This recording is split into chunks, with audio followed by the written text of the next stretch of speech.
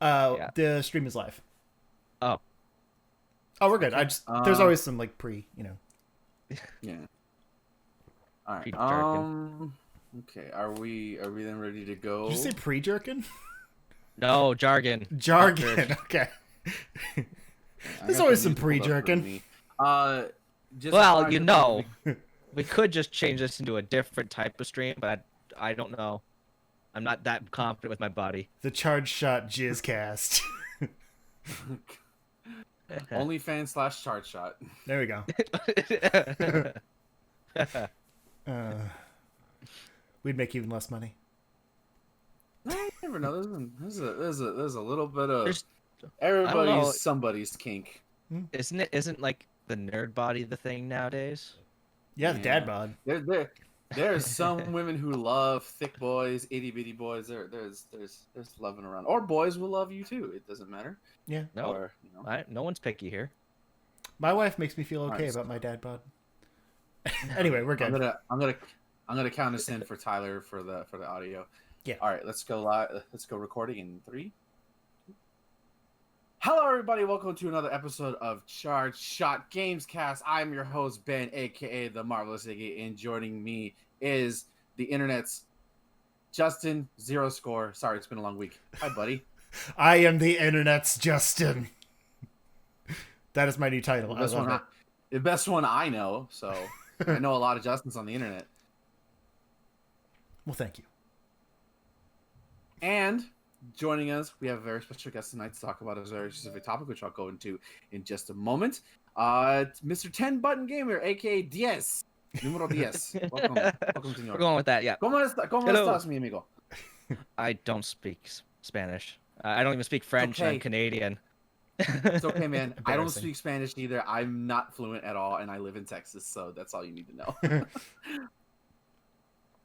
All right, so ladies and gentlemen, welcome to another episode of Charged Gamecast. We'll get into the topics. We'll get into sort of what we've been playing in just a moment, but just sort of break down something new we're going to kind of bring back from the show.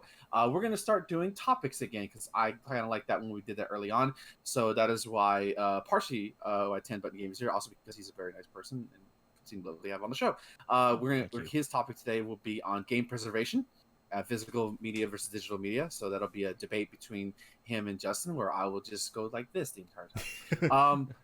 So going forward, that'll be a thing that me, Justin, and hopefully Tyler, if we can assume everything works out on his end, R.I.P. Tyler. we're going forward. And also, if you have any topics that you, the audience, have any topics that you want to submit to us, as long as they're not too lewd, crazy, or rude, then we will go do with them on the stream. But let's go ahead and continue on with the show proper. Justin, what have you been playing with it? What have you been playing this week? So we What are have doing you the been Jizzcast then. Okay. We are. Let's do this. Only for My- fans. Yeah, I'm apparently in a mood right now. Justin, what have you been playing this week? And why is it not Monster Hunter yet? Because I don't own Monster Hunter, and it's a trash game for trash people. Like all of my friends are playing it, so I had to say that. No, I actually haven't been playing a lot. I've been in kind of a weird mood. I'm just like dabbling in a few random games. Like I'll pick it up for 5 minutes and then move on to something else. Like I can't really get into anything, but I mean, I've been doing more Outriders with Thomas. It's actually pretty cool. We got to the point where you unlock like the modding stuff. So like the person you can go to like mod your gear and switch out like the special like the ability modifier things on them. I don't remember what they're called. And it's a really neat system because like you use like the materials that you grind out from around the world and stuff. And not only can you like swap out whatever is equipped to that item piece, but you can also like level it up. So each piece of gear has a level. And normally, you would just find a new piece of gear that's more powerful and you'd swap it out. But in this case, like if you really like the way something looks or like you're attached to its abilities and things like that, you can just keep putting materials into leveling that gear up with you and keep it for longer. And you can also change its rarity. So, just like other looter shooters, like you've got your normals, which are just basic, like they don't really have any like mod slots or anything like that. Then there's rare that have one mod slot, and then there's unique, I think. Purple. Let's just go with colors. Blue is rare. The next up is purple, and then like yellow or brown or gold, whatever. I haven't gotten any, so I don't know exactly what the color is. And so you can also put special materials into like bumping it up to the next tier. So like if you bump up a rare item, it'll have 2 mod slots instead of 1. If you bump up a normal item, it'll go from having none to 1, that kind of thing. So like it kind of encourages you to keep your gear longer, which I haven't really seen another game like that, like a looter shooter like that. Because usually they're just like, here, have all the loot. And this still does that, but like it feels a little more personal when you can kind of customize to your needs. Because every time you like break down gear, like get rid of stuff you don't need, if it has like a mod slot in it that you don't already have, it basically adds it to the things that you can slot into other gear. So like it might be something that like raises the attack power of one of your abilities by 10%. So whenever you upgrade another piece of gear, you can add like any of the mods that you have like in your stash onto that gear, as long as you have unlocked it, in the list. So it kind of helps you to like make the build that you want rather than just having to deal with what the gear you're given. And I thought that was really cool. But the game itself, I mean, I already talked about it. Like, watch last week's episode or listen to last week's episode for more of general details. But it is a very good game. I like it a lot. We have had some disconnect issues, which sucks when you're like in the middle of a really like strong firefight and it's like your third time going through it because you keep dying, and then your partner drops, and so you're just left there like, just survive. Just survive until he gets back. But it's also that's kind of fun. But yeah, it's hard. Like there's some hard firefights in that game. But aside from that, I'm actually having a hard time thinking of like specific games. Because like I said, I've just been dabbling in so many things.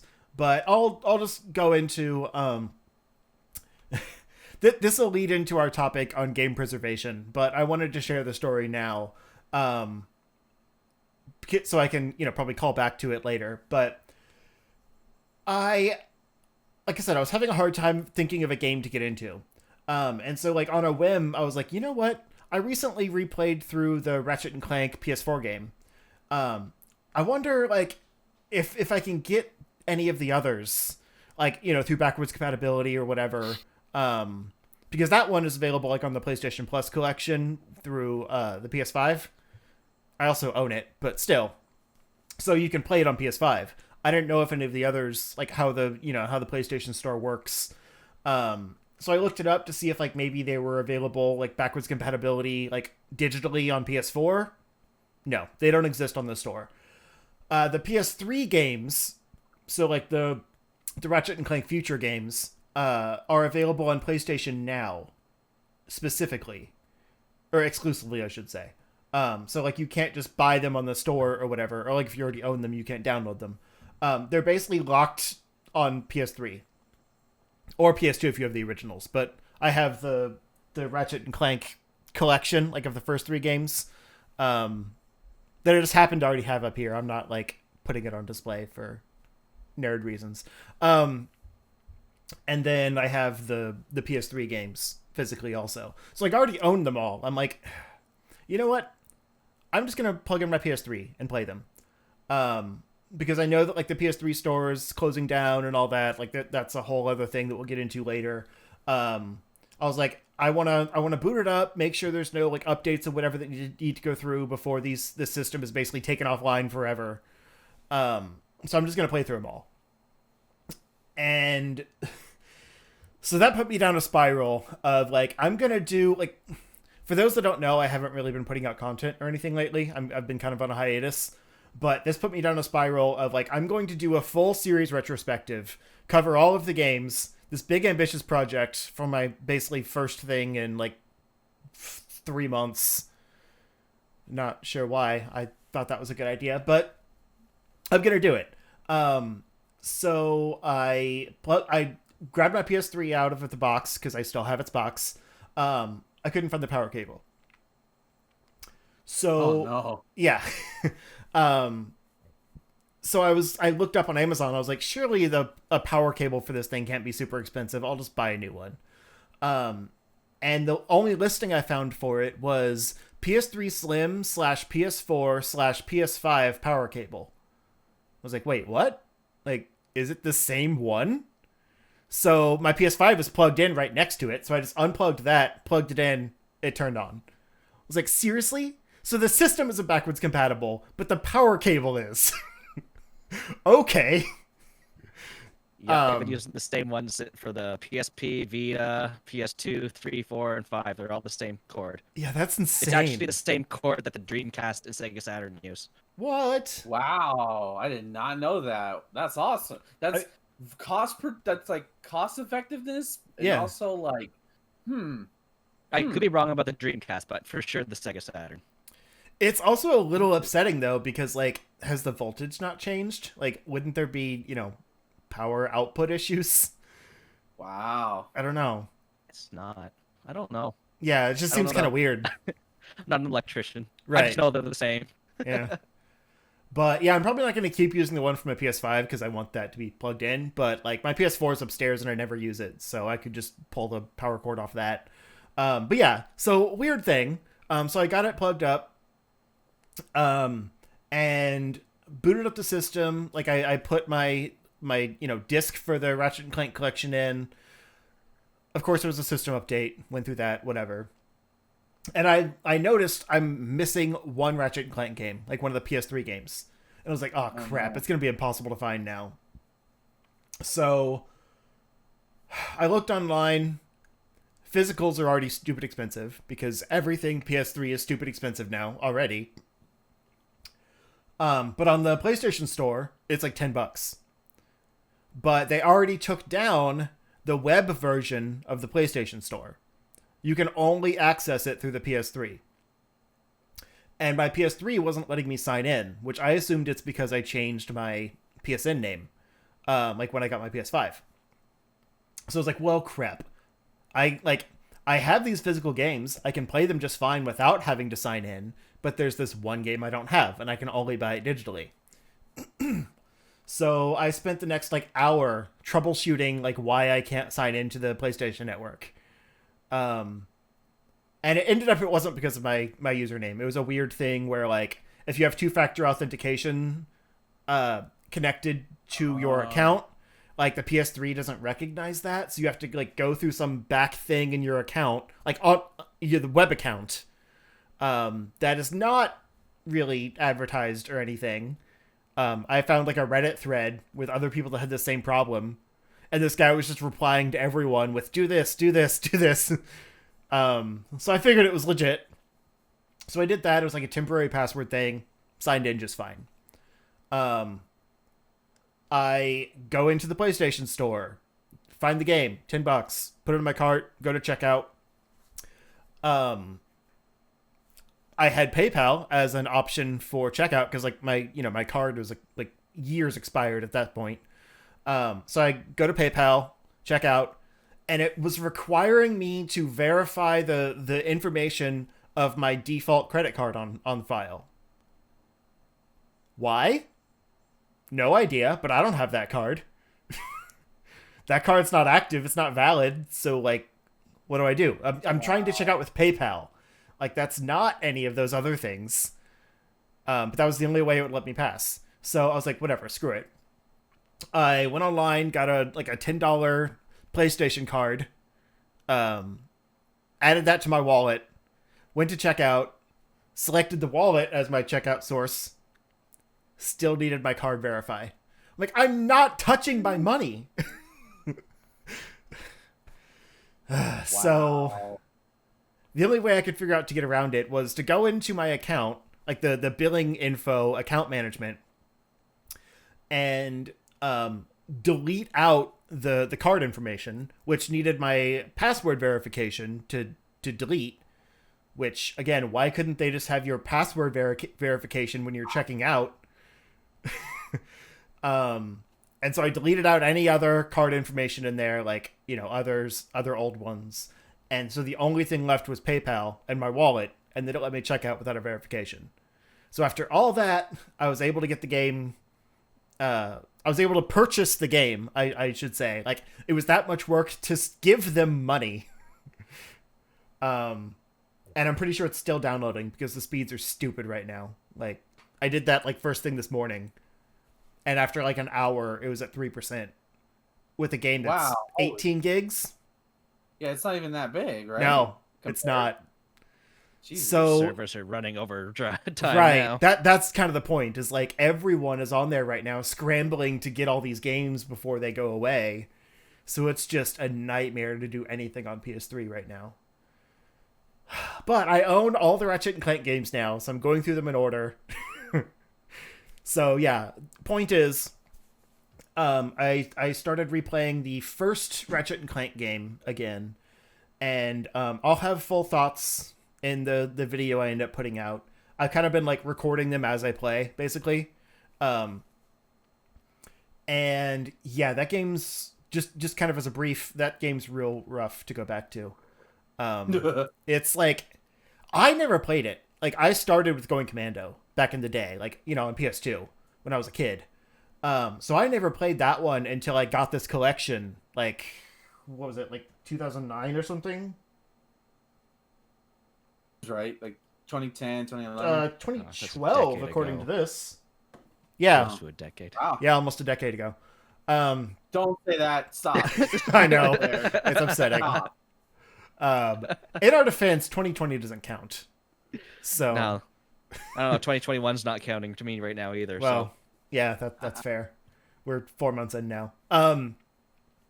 But yeah, so like I played that first, like when I got this collection, and I was like, oh, so this is the first Ratchet and Clank game, huh? And I basically put like an hour into it and then quit because it was rough, and I moved on to the one I liked.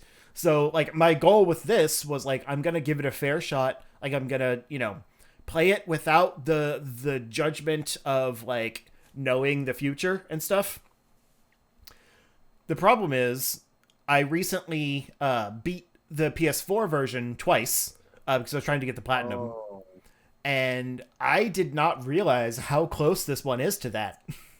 Like, gameplay wise, you go to the same planets, get the same powers. Like, they changed the story, and there's more content in the PS4 version, and like, you know, quality of life improvements and things like that. But like, structurally, it's the same thing, just retold. So I could not dissociate the two, because everything I played, I was like, man, I wish I was playing the PS4 version, because it's all of the same content but better. So yeah, it's hard. I love the series, and I'm excited to play through all of them. Like, it's actually got me more excited about like making something than I have in a long time. Just kind of using that as an excuse, you know. But that first game is just not. It's not fun. Like, you can't strafe. That, like, what? It's a game about aiming your weapons at hordes of enemies, and you can't strafe. It makes no sense. So you have to like do loops to try to, and you're just shooting into the camera, just hoping you hit someone. Because taking the time to actually move the camera around, like, gets you hit, and you really can only take 4 hits, because you don't get more health throughout the game like in future games. So yeah, it's rough. I think that's pretty much it. I did like the intro level for Oddworld Soulstorm. Is that what it's called? The new one? Yeah. Oh, because that's on PS Plus, isn't it? Yeah. Like, I'm not a big fan of those games, but I figured, it's free. I'll check it out. And I'm probably not going to play any more of it. Like, it's not my style of game, so I don't want to be unfair toward it. But gameplay-wise, it's just a little jank. Like, the opening tutorial kind of level has you basically escaping, like, a burning habitat. I don't want to say building. And, like, you're running around, you know, jumping, like, grabbing things, whatever. But no, actually, you don't do that yet. What? Yeah. Oh. You pick up essentially ammo, like these water bottles, and you have to aim and throw them at the fires to put them out to, you know, continue forward.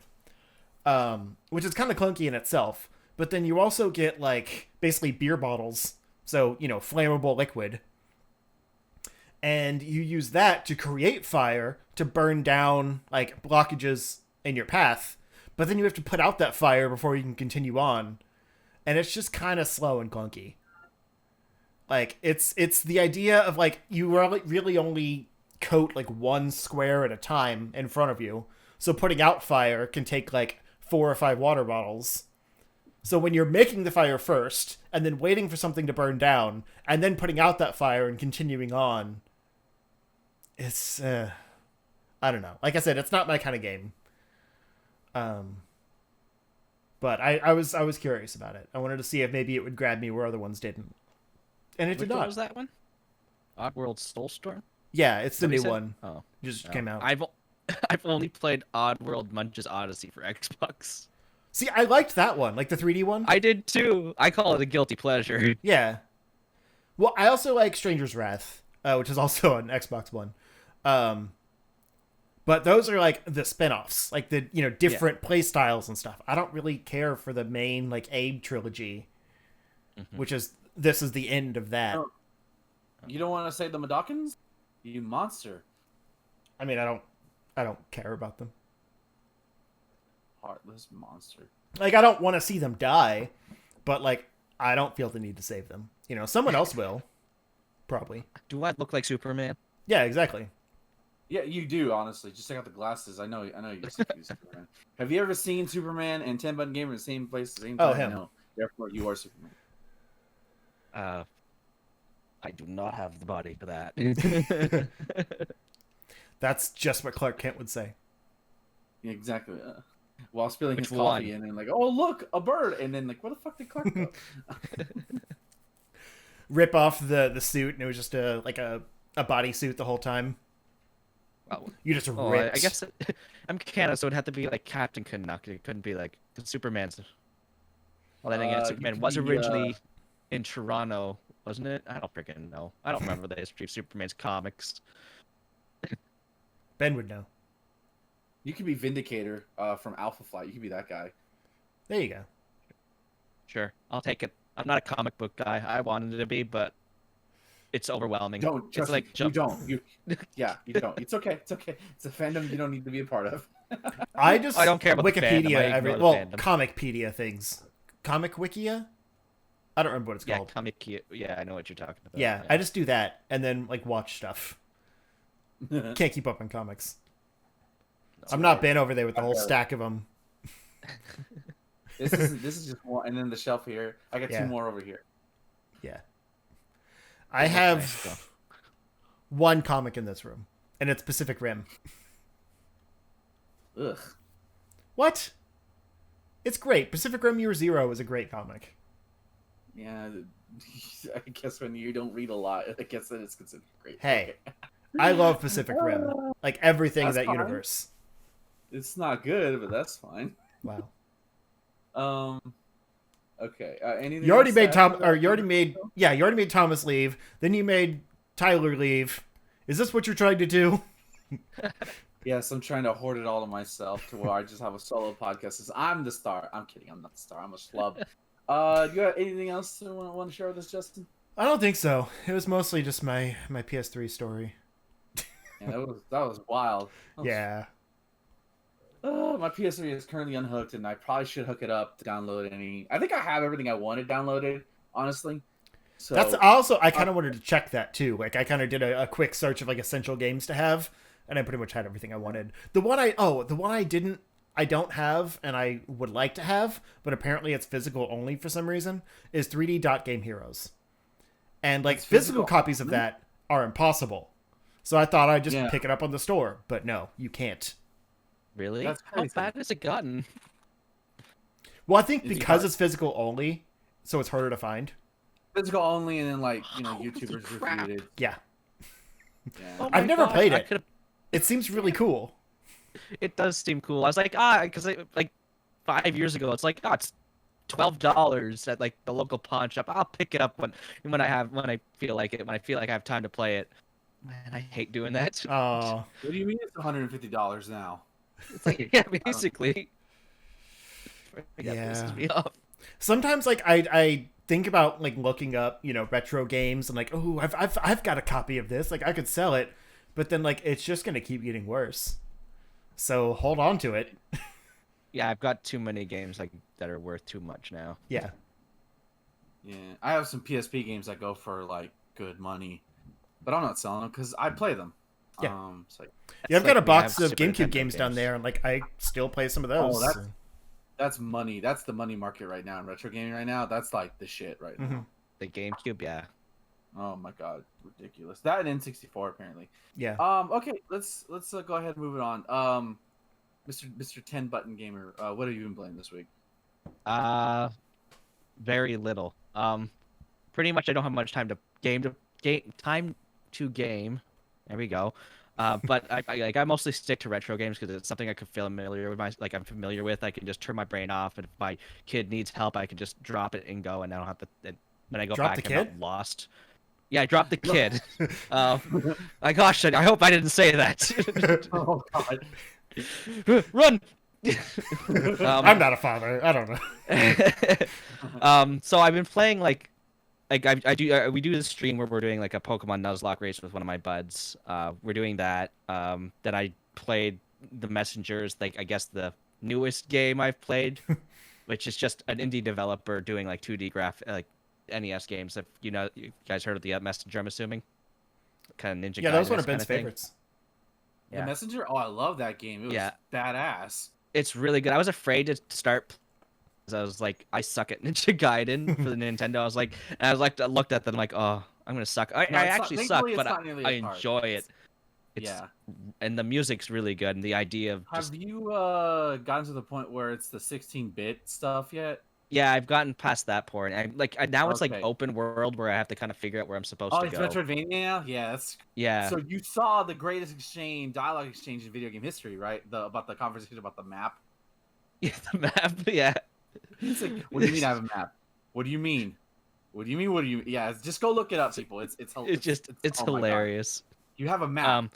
I had a map. It was a map the whole time. Yeah.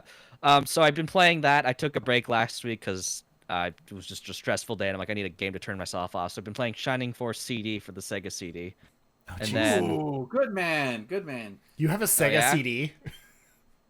Can I? It's right over. Oh, It's right there. Wow. man! I told you he's a game preservationist.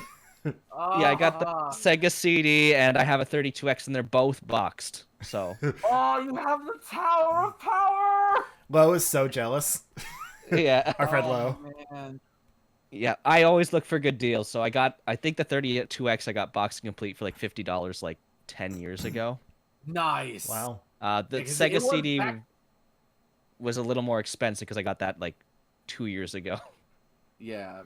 Nobody wanted the 32X. Now people do. I wish I still had my Dreamcast.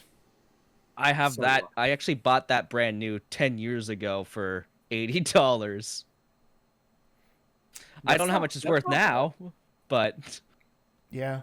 That was like my brother got one for both of us, like with separate sets of games. It was like an eBay deal with like it was Yeah. weird. It was like 2 Dreamcasts with like 10 games each, like as a bundle. I don't know. But he still has his. I sold mine. I don't know why. Oh man.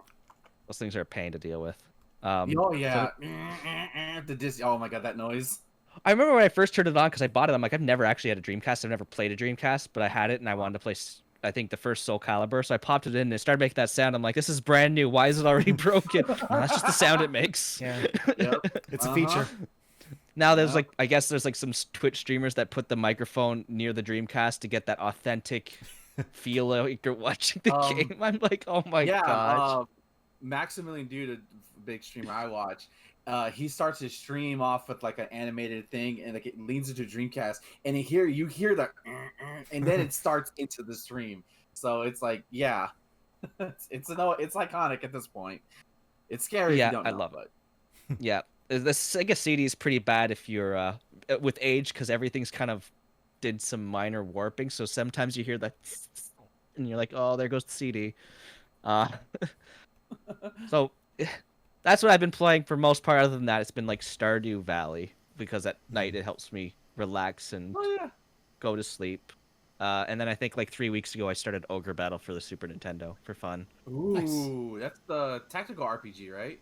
Yeah, it's one I really would like to do a review on because I really wish they would do games like that again because I haven't seen anything done like that in a very long time. It's like the And one big Super Nintendo game I've never played. I didn't know there was a Super Nintendo one. I've played yeah, the there's N64 and the Game Boy Advance. okay, so there's Ogre Battle, then there's Tactics Ogre for the Super Nintendo. That's Tactics Ogre never got released to North America. Oh, they're different. Then Okay. then there's the PlayStation where we got Ogre Battle ported to the PlayStation, and then Tactics Ogre ported to the PlayStation. They were also released for the Sega Saturn in Japan only, and Of then we course got they were. and then we got Ogre Battle 64, and then we got Tactics Ogre Knights of Lotus for the Game Boy Advance, which is a really good game. Yeah, it is. If you like Final Knights of Fantasy Lotus? Tactics Advance, you gotta play Knights of Lotus. It's great. Okay. And then we finally got Tactics Ogre again ported to the PSP, I do believe. Whenever I don't know what year Yes, that I remember. was. Yeah. Okay, I was thinking of Tactics. I haven't played Ogre Battle. Yeah, if you played the 64 version, you've played a very bastardized version of the Super Nintendo version. Okay. The Super Nintendo and PlayStation versions are superior to the 64 version. They A lot of slowed- 64 ports were pretty rough. Well, it wasn't a port. It was Yeah. a whole new game. It was just a lot slower. Oh. And it's already a kind of slow game if you don't mess around with the speed settings. So, but that's all I've been playing. It seems like a lot, but it really isn't when it's like an hour here and there. You reminded me of Stardew Valley. I forgot to mention one thing. I've been playing a lot of Story of Seasons for similar reasons. Because like it's been kind of nice outside, and so like I would let the cats out onto the new catio and just like sit in a chair and watch them while playing the game. So I've made some pretty good progress on that, but the only thing I really want to say is that I've been finding a lot more animals because you tend to like tame them out in the wild in this game. You can buy Which them one's too. This? Pioneers of Olive Town. It's the newest Oh, one. that's the new one, right? Yeah. Okay. It's really cool. It's a little overwhelming with some of the crafting stuff, but it's more like on the Stardew Valley side, so you'd probably be familiar with it. But yeah, so like you tame an animal that you find, and then once you tame it, you can buy more of them. But yeah, so I've been taming a bunch of animals, and I think I mentioned this before, but I've been naming them all after like some kind of product that they can produce. And they're pun names, like mixing the product with like a person's name, and really they work better in text. But I have 3 chickens. One's a silky. I don't know what a silky is, but it's like a black and white silkies chicken. Oh, silkies are supposed to be like hair chickens, and they look amazing in real life. Oh yeah, this just looks like a grayscale chicken. Oh. But they have like kind of brown eggs. And I named it like I said, I didn't really know what a silky was, so I named it Sylphie. Mixing Silky with Sophie. And my other chicken is Paltry. So Poultry and Paul. Wow. And then I have 2 cows, which are Milkle, like Milk and Michael, and Cheester. Man, these are some amazing names. Right? Cheese and Chester. And then I just got an alpaca, And I wasn't sure what to do for that because, like, I mean, you get wool from it, but like, I wanted to save the wool puns for sheep. So, in a brief moment of brilliance, I named it Sweather, like sweater and heather. That's funny. And I'm then surprised you didn't use the coin Egbert for a chicken. well, in my last game, like the Friends of Mineral Town remake, I did all egg puns for my chickens, so I wanted to do it a little different this time. Smart. Yeah, but yeah, and then I had my sheep plan for like since I got the game basically, and I finally got a sheep, and it made me really happy because I could name it William, Oh my and that one's God. my favorite, and that's my story. All right, I'm gonna That's talk. amazing. I'm gonna I think talk the only thing I about have to add to that is I just got like Harvest Moon for the Super Nintendo recently, fully boxed Ooh, and complete. So I'm proud about that one. nice. But it's one of those games where you like it for all its silly flaws, and the biggest flaw was it ending after only 3 years. Yeah, You can't continue the game. it's not a great like Really? it's like the Ratchet and Clank example. Like it's a solid foundation for a series.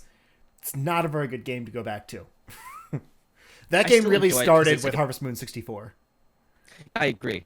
But I think that what I liked about the Super Nintendo version is it gave you this giant piece of land, and you did whatever and that was you didn't have that in 64. You had that just decent plot that right beside your house. That's true. Well, this was like all over your house, Yeah. and you still really haven't seen that in a long time since like Stardew was when it first really started bringing it back in that kind of sense. Well, I will say Pioneers of Olive Town Yeah, basically has that. Like I do very little actual farming because like you've got multiple plots basically. Like as you go, you like patch up a bridge or like clear away rubble on a hill ramp, that kind of thing, and it just keeps expanding your plot more and more.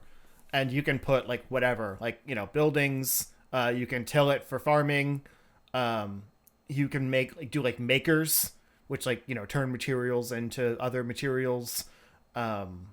There's plenty of things to forage. Like it's a huge plot, and it's just kind of there for whatever you want to do with it. Mushroom logs, beehives, all of it. So it's nice. kind of along those same lines. I'll have to get that when I have money again. Yeah, it's pretty solid. All right, so I guess I'm last. All right, so I did play something else besides Monster Hunter, although I did play Monster Hunter. I will talk about that. Because of certain events that happen, sometimes you just don't want to start something new, and you just want to play something that's just, hey, let me whack shit. But Yeah. I did start up Narita Boy on Xbox Game Pass. It's also on Switch. It's weird, man. It's basically a like sort of like fantasy sci-fi game where like it's about a game dev who like gets his memories erased by this evil program computer virus. So basically, you are the Narita Boy. You are this program. I think it's a program. It's really psychedelic in terms of its visuals. Like there's a lot of lights. There's a lot of like imagery, but it's also like weird holy order. Okay, I'll break it down. So like basically he gets like you see like this devil, like it's called Him, like the villain is called Him, which I assume it's a reference to the band Him, his Infernal Majesty, if you remember that band. If there's a single band, I don't know, I never listened to it, but a friend of mine listened to it in high school. And so basically they're like the devil, Satan. They're coming to invade the server, and they particularly use those words server, stuff like that, like typical game terms, like terminology, stuff like that. So the Narita Boy, this creation is basically you have to help unlock the creation, the creator's memories, the game developer's memories. So basically, in the first section, what's cool is that like fast travel points are like the guy's head, just in like the computer form, it looks like Olmec, and he opens his mouth, kind of like something from Guacamelee. Yeah, it looks cool though. Like it doesn't look human, but like it's in its resemblance. And at first it seems like kind of weird. It's like, well, what do I do? You can jump up walls. You do get a sword. And it's pretty basic, nothing too crazy. The gameplay isn't nothing to write home for. I feel like the main character, Narita Boy itself, controls kind of slippery. Like I feel like there's a little bit too much momentum on some things. I kept missing jumps. I kept jumping into pits. Sometimes I feel like the effects that they're going for, the aesthetic is a little bit too much on my dumbass brain. but they're definitely committed to it. So it's like combining the elements of sci-fi with like this religious holy order that's trying to defend this land or this computer server against this invading force. And so that's pretty cool. Combat is pretty much, it's simple. Like there's some platforming stuff, you know, you slash with the sword, you have an evade, you can evade, I think you can block, I'm not sure. And you can actually your sword also functions as a gun. You can either shoot like a shotgun style, or you can like shoot up to 3 shots, which I'm sure you can upgrade later. I don't know how it's gonna, if it's like open world, like not open world, it's like Metroidvania, or if it's like I kind of hope it's stage, because the way everything looked, even in the first section, is like, okay, don't get lost, Ben, let's go. So I kind of hope it's not, you know, like Metroidvania where it's like it's open, but who knows? Maybe it'll be distinct enough so I don't have to worry about that. But Is there definitely not a map? interested in the. Not so far. No, I only played like the intro. But can already tell there's gonna be like an emotional journey. So, like I said, basically the core game of this is to unlock the creator's memory, so he can remember to like basically like only the creator can save save the game. So they have to unlock his memories. So like you basically go into like his head literally, and you see like a memory of him, like his dad, his mom's Japanese, his dad is American, and sort of like you see the first memory you see is like him coming at home with his mom and stuff like that. So it's like it's definitely going to be some emotional turmoil there. It's definitely interesting, and there's definitely a lot of 80s kind of synth music going on. I dig it so far, but how far will it retain my interest? I don't know. We'll see. I guess we'll have to see. But again, it's free on Game Pass. So that's why I didn't feel like I'm not risking anything by playing it. It's like $24 if you want to play it on like the Switch or something like that. Also played more Haven today. That's the RPG journey game. I still really like that game. I only played a little bit before we started the show, and I only really play it because of the 2 main characters. Again, things got more interesting. The villains that they were running from, they have officially shown up, and I fought them. So it's like now it's not time. Now it feels like everything's got like getting more tensions, because like now it feels like the walls are closing in. But then they're still being lovey-dovey, and the voice actors are still amazing. So it's like, oh, okay, everything's gonna be okay. It's such a, and the soundtrack's great. I unlocked a new world. Like it's this swamp world. And they found these new healing items that give me like way more healing. So sometimes the game can feel overwhelming, but then like most part, you can just cruise through the game, just floating around and just seeing all the cool shit, and then just like I won't lie, my favorite part about this game is going back to their home after like you retrieve something, and like you use, and certain things will trigger moments. Like if you go to bed, it'll trigger a cutscene between them. So far, everything's sort of been new, and like they'll talk about something, and like it's either funny, like funny, like provoking or sexy. Like there's no full on that. These two are definitely have, you know, they're alone on a planet by themselves, so of course they're very much in love with each other. But it's really engaging so far, so I'm looking forward to playing more. But as for the true game that I'm still playing is Monster Hunter Rise. I actually beat the game. I think I said that last time. Yeah, I beat the game last time. I've got into the fight. I don't know if it's the final star level for single player, but I haven't seen any new monsters. So I defeated Diablos and Tigrex. I think those are some of I remember seeing like from Monster Hunter World. Those are the big monsters, and I didn't realize how like I was like, okay, Monster Hunter monsters, they're kind of big. And then I fought Diablos yesterday. I was like, oh, you're big. Oh shit! Like you really get a good, even like in docked mode, in handheld mode, you really get a good size comparison for it. But I beat his ass. Then the game wanted me to fight both this Zyogre, this monster called Zyogre, who's like this lightning tiger, and Magnamalo, the game's mascot, in one hunt. I'm like, you son of a bitch! All right, you have to hunt them both. And I'm gonna tell you right now, just because it says hunt doesn't mean you can't capture it. Capture counts as a hunt. So and that's easier, because all you need to do is just whittle them down to the point where like you can throw a track down, and you can throw the gas in front of their face, and that counts as a victory. So now that I know that, I'm like, okay, I can do this. But man, it was kicking my ass so hard, and I don't know if my armor wasn't high enough, and I thought it was, or the fact that the armor I was using didn't have the electrical resistances that it needed. But I did it anyways. But I did learn about how like skills work in Monster Hunter. or these armor skills. So like if you press ZR, like there's like 5 different tabs, and the last one was like skills, and it's all say level 1. I was like, what the fuck is that? Why aren't they like going up? Because I hate when that happens. Like, what the fuck? Because the game doesn't tell you about it. I don't think it does indirectly, or maybe it will if you play like the other mode, which I'll talk about in a moment. And I asked my friend about it, who's like a Monster Hunter expert. He's like, oh, those are your skills. They're like stacking skills. So like, say you want like an attack boost. That's just an example of a Monster Hunter boost. If your chest piece has attack boost and then your helmet has attack boost, that means your attack boost has level 2. So that's how you basically get them to raise up. So early on, unfortunately, that means early on, in order to get like efficient, like not necessarily efficient, but like certain specificalities in terms of buffs, you have to mix match your armor, which fucks with me because I like having cool sets of armor, and this game has really cool sets of one armor. That's what I've been rocking. And I'll tell you right now, I beat the game not mixing and matching my armor, trying to optimize shit. I beat it without doing that, but it's just something for you to know. Apparently there's these things you unlock that you can then like decorate your armor, so that means you can get more of those resistances and max out shit. But early on, it's basically don't worry about it, kid. You'll worry about it later. But I'm glad I knew about it now, because now it makes me think subconsciously. The good thing is, say you have an armor set that you particularly like, you can save that in your loadout section. It's like, okay, for this monster, I want this, for this and this. And I think that's really cool. So I have like 4 loadouts now. Like, okay, this is for this situation, this is for this situation. And it's not optimized or anything, but it's just like, okay, I like this armor, I like this armor. Or sometimes they're full armor sets that I have, so I can just go there and switch it out versus going over to the armorer all the time and switching it out that way. It's much faster.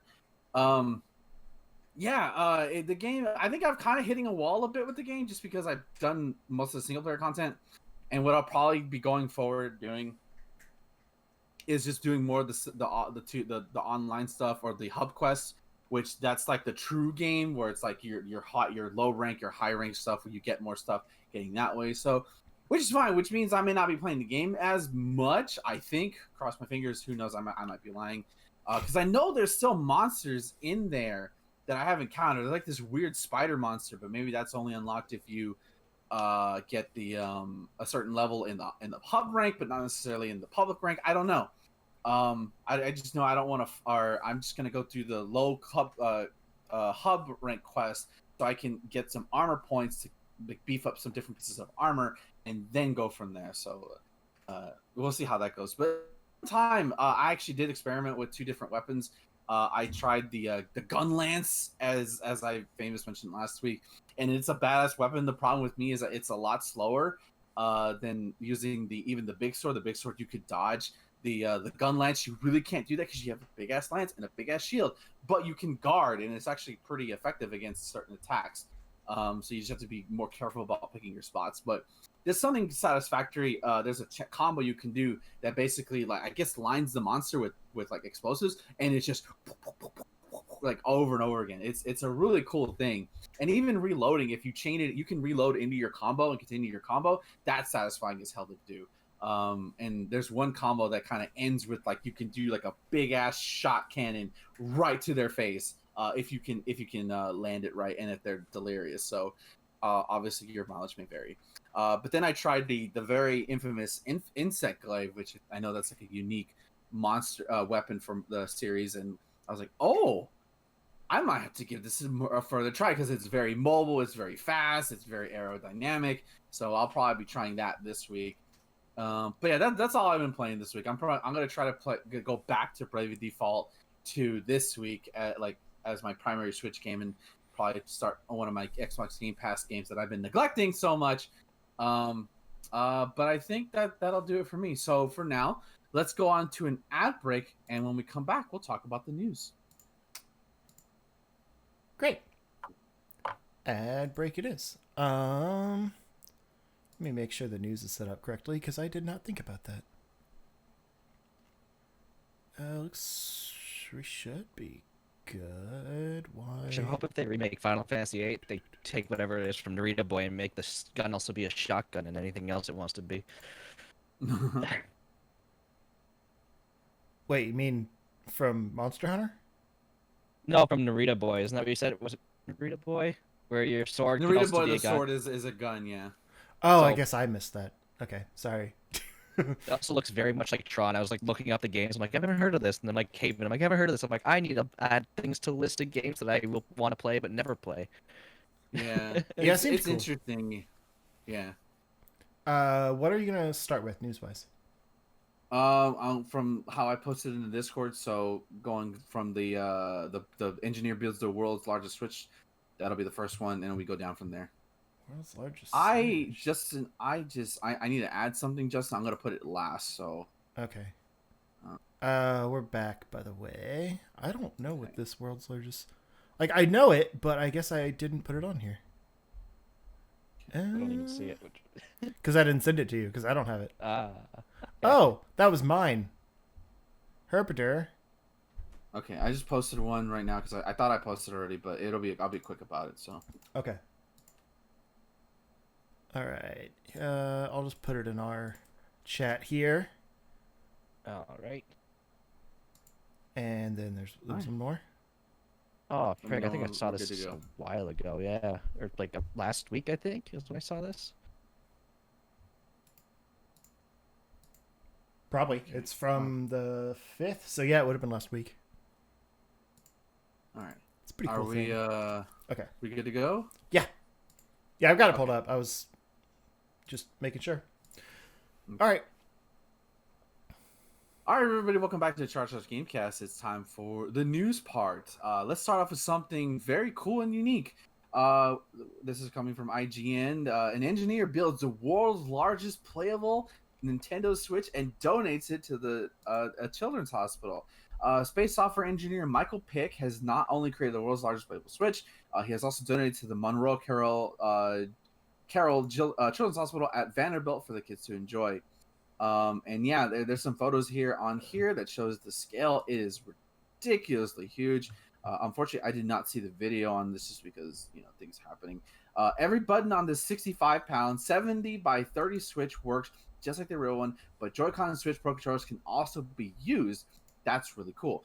Pick built the Switch with a combination of wood and 3D printing material, and he uses a real Switch alongside servo and microcontroller that allows the controller buttons to register when pushed. The joysticks were also 3D printed. Rubber bands were used to concentric. Yeah, and there's like a nice interview with that. So yeah, I love feats of engineering like this. This is badass. That's amazing. That wiring's driving me nuts though. It's hidden. It's fine. It's hidden. I know it's hidden, but it's like I know it's there. Yeah. You would hate my office setup then, because I do not care about cable management. I hate my own office. That's why I hide it all at the back. Okay. Well, yeah, it's back here, but like it's accessible space, and I just kind of have to like duck past it to get into the storage. and no. stuff. But yeah, what I really like about this is like I've seen some builds of basically like TV mounts with the Switch Joy-Cons. kind of around it, Yeah. but like this is functional. Like Yeah. it's still a 4K like large screen, but it's also functional. I mean, as functional as it I can don't- be at that size, but Like I don't see the point, but it's cool. yeah. I think it's just a cool thing. I guess it's like, hey kids, come play. Look at this, isn't it fun? I guess it makes. I'd find if I was an 8-year-old, I'd have fun with that.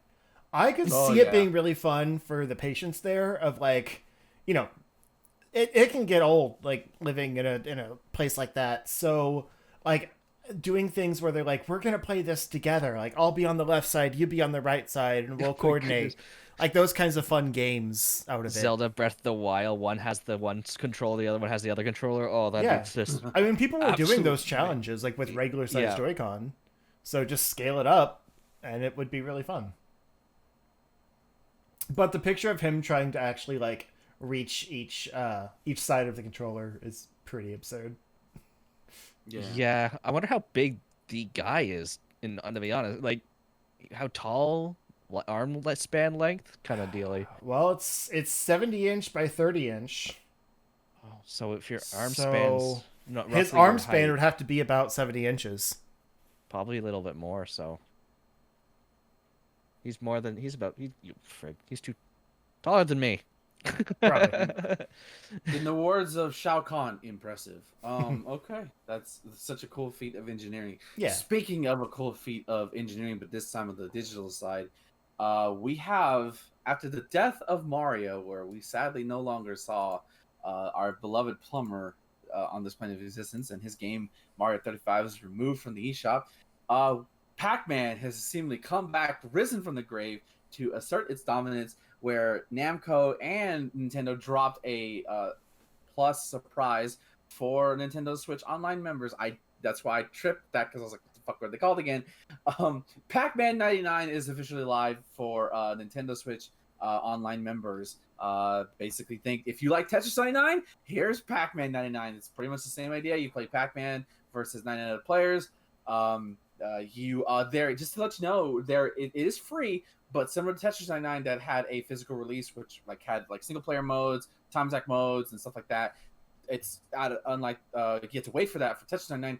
It's right out of the gate with here, where you have different screens, different single offline mode, basically like that. So if you want to play offline, you have to pay you can either buy it full sell for $30, or you just pay whatever you want. So if you just want one particular stage, I think it's like 99 cents, something stupid cheap like that. But there's also different skins for your character. Yes, that's true. There's a lot. So, did you? Because we didn't talk about it. I played it because I kind of wanted to save it for this one. Yeah. But did you guys? I tried it. Pac-Man 99. I suck at Pac-Man, just like I suck at Tetris. I also suck at Pac-Man, but I still tried it just out of curiosity. It didn't do much for me. I liked it. The charge for Gamescast last week almost went up late because I kept saying, "One more game, just one more game." I think the highest I made was 32nd place. It's just, I like Pac-Man. I historically was made fun of on this show because I didn't know how to play Tetris because I didn't grow up playing Tetris. I grew up playing Puyo Puyo.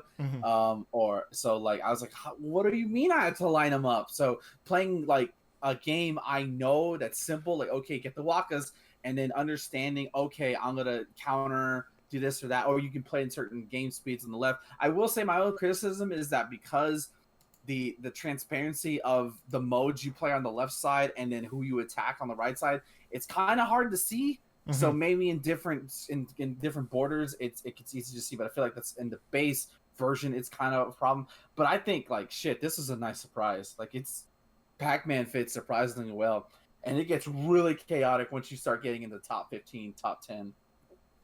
Yeah, I think Mario 35 is still my favorite of the bunch because I really I grew up with Mario. I like that, that style of gameplay and stuff.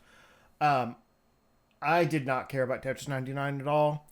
This is a little better, but it's just I like Pac-Man as just a quick little arcade thing, whatever. I have it on my arcade cabinet, but mostly for my mom, because she loves Ms. Pac-Man. Anytime we go to an arcade, she has to put quarters in. But there's something about the one level that just keeps repeating, kind of lost me. Because it basically works where you get all the pellets and then a fruit spawns and you get the fruit and it just repopulates the screen with more pellets. Whereas in the real game, it kind of changes colors and there's slightly different layouts to the map and stuff. And I wish they would have done it more like that. Yeah. It seems too repetitive. Weird, so. But there are some cool things they added in, the things that slow you down and the ghost trails, and there's some cool strategy in there. But I think similar to Tetris 99, Tetris heads love that game, and I think Pac-Man heads will love this game. This is who it's for. Yeah. It's also a great game to just pick up whenever you want, and if you're home, fuck it, I'll just play Pac-Man for a bit, and it's free. All right. Yeah, I was playing it during downtime when my friends were playing Dead by Daylight, because sometimes the wait time between matches is ridiculous. So we just sit in a call and chat, and so I had Pac-Man going while I was waiting. So it's nice for things like that, but that's about it. Okay. So speaking of long forgotten mascots, actually Pac-Man's not forgotten, but Alex Kidd was forgotten. Oh, you see what I did there? Alex Kidd is coming back. You may ask yourself, who the fuck is Alex Kidd? That guy from Street Fighter? No. Alex Kidd was the Mario answer to that Sega had in the '80s with the Master System. What's a Master System, you may ask? Well, you're either too young or you didn't own one to know what a Master System was. New Alex Kidd and Miracle World DX is releasing on June 24th for the Nintendo Switch. I assume it's coming to other consoles. Get ready to Jan Ken Pon, which I think is rock, paper, scissors in Japanese. Once more, is Alex Kidd's long-awaited return via Miracle World DX as officially licensed remake of the original Sega mascot's first adventure. It finally has a release date. So yeah, there's a trailer for it, and it's coming. And actually, pretty fitting that we have you on the show, 10. It's getting a physical release by Signature Edition Games, featuring 3 enamel pins, a Master System themed box, which I didn't have any Master System games, but I did like the boxes for them. They had some cool box art. A certificate signed by the developers and more. So like there's a if you go to Sig Edition Games, it's coming for PS4, PS5, Xbox One, and the Xbox Series of consoles, and the collector's edition looks pretty cool. I never thought I would see a Alex Kidd game. That's kind of dope. Like I'll play it. Yeah, it looks like fun. I've never played the original one on the system. I think they had one on like a Sega Collections of some sort at some point. I think a version. I'm not sure if it was the original one. I've definitely played it anyways. But I don't think I ever went too far into it because normally I always like got distracted with like Altered Beast or something. I don't know if it's this one, but I have an Alex Kidd game in my arcade. There's like a surprising number of Sega games that went to arcade also. Yeah. Well, they were the arcade monster. I know. It's just like they were traditionally console games, but they still went to arcade. Like it's just kind of cool. Yeah. Sometimes reverse. It looks good. I watched the trailer before we started, and it looks like it'll be a lot of fun to play. I like the art. Yeah. They kind of kept it simple. Yeah. And I don't know. I'm mostly looking at the boxes because I both love, but I also know how like basic and generic the boxes are for the Master System. Just like graph paper with the title on it. Yeah. It's something you do in like grade 8 or something. The But I do collector's like edition it, looks and really cool though. yeah, Like, there's a lot of stuff in it. yeah. If I had whatever, is that euros? Oh, there we go. Finally converted to Canadian. It took like 5 minutes. Freaking $95. Jeez. I hate my dollar, man. Damn. I didn't mind it when yeah. I was up there. No, I bet you didn't. I didn't mind it like what was it like 7 or 8 years ago when ours was higher for like 3 months. Yeah.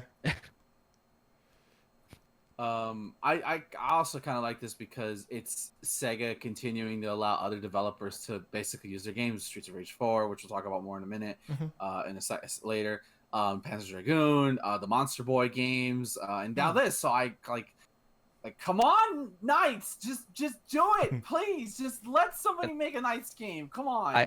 I also want to throw my can you give Camelot's Shining Force back, please, and make Shining Force 4? Yes. Please. And let's get Rystar another chance. Like, come on, he only had the one game. Let's give him another chance. Camelot actually needs to make a Golden Sun game, so back off. No, they don't. They don't. Sega has butchered Shining Force, the Shining series, for too long now. They need to make Shining Force 4. We haven't had a good Shining Force game since 3, which we didn't even get all the parts for. Nope. Yes, I agree with Senor Diaz. Okay, cool. So, like, seriously, license that shit out. Somebody's got to want it. I also anybody. I also want them to do like a remaster of like Panzer Dragoon Saga, because I never actually played that, and I would love to. That looks so cool. Well, I don't have $1,000 to buy one. They're doing a remake of Zwei, so okay. maybe obviously the first one did good enough for them to do Zwei, so hopefully they'll do Saga, because that's the one I've never played, and I would love to play that one too. Or discs on the Sega Saturn and cost like $1,200 to get. I don't. It might be more now. I don't know. Oh, that's stupid. I saw somebody like at a Portland, like I'm pretty sure it was Portland because that's like a holy ground for retro games. Like apparently somebody like sold their entire Saturn collection. There was like just gems of English and Japanese Saturn games. Like Yeah. damn you! I wish I had my Sega Saturn still. Anyways, okay. Let's go ahead and move on as we mourn the return of Alex. Mourn the return? Celebrate the return of Alex Kidd, but then mourn the delay of Deathloop. The new this game coming out. Apparently, it's been delayed. They this on their Twitter. We made a decision to delay the launch of Deathloop to September 14th, 2021. Wasn't supposed to come out in May, I believe, something like that. Yeah, May or June, somewhere in there. It's a summer game. Mm-hmm. But we hadn't heard anything about it, so I kind of figured it was going to get delayed.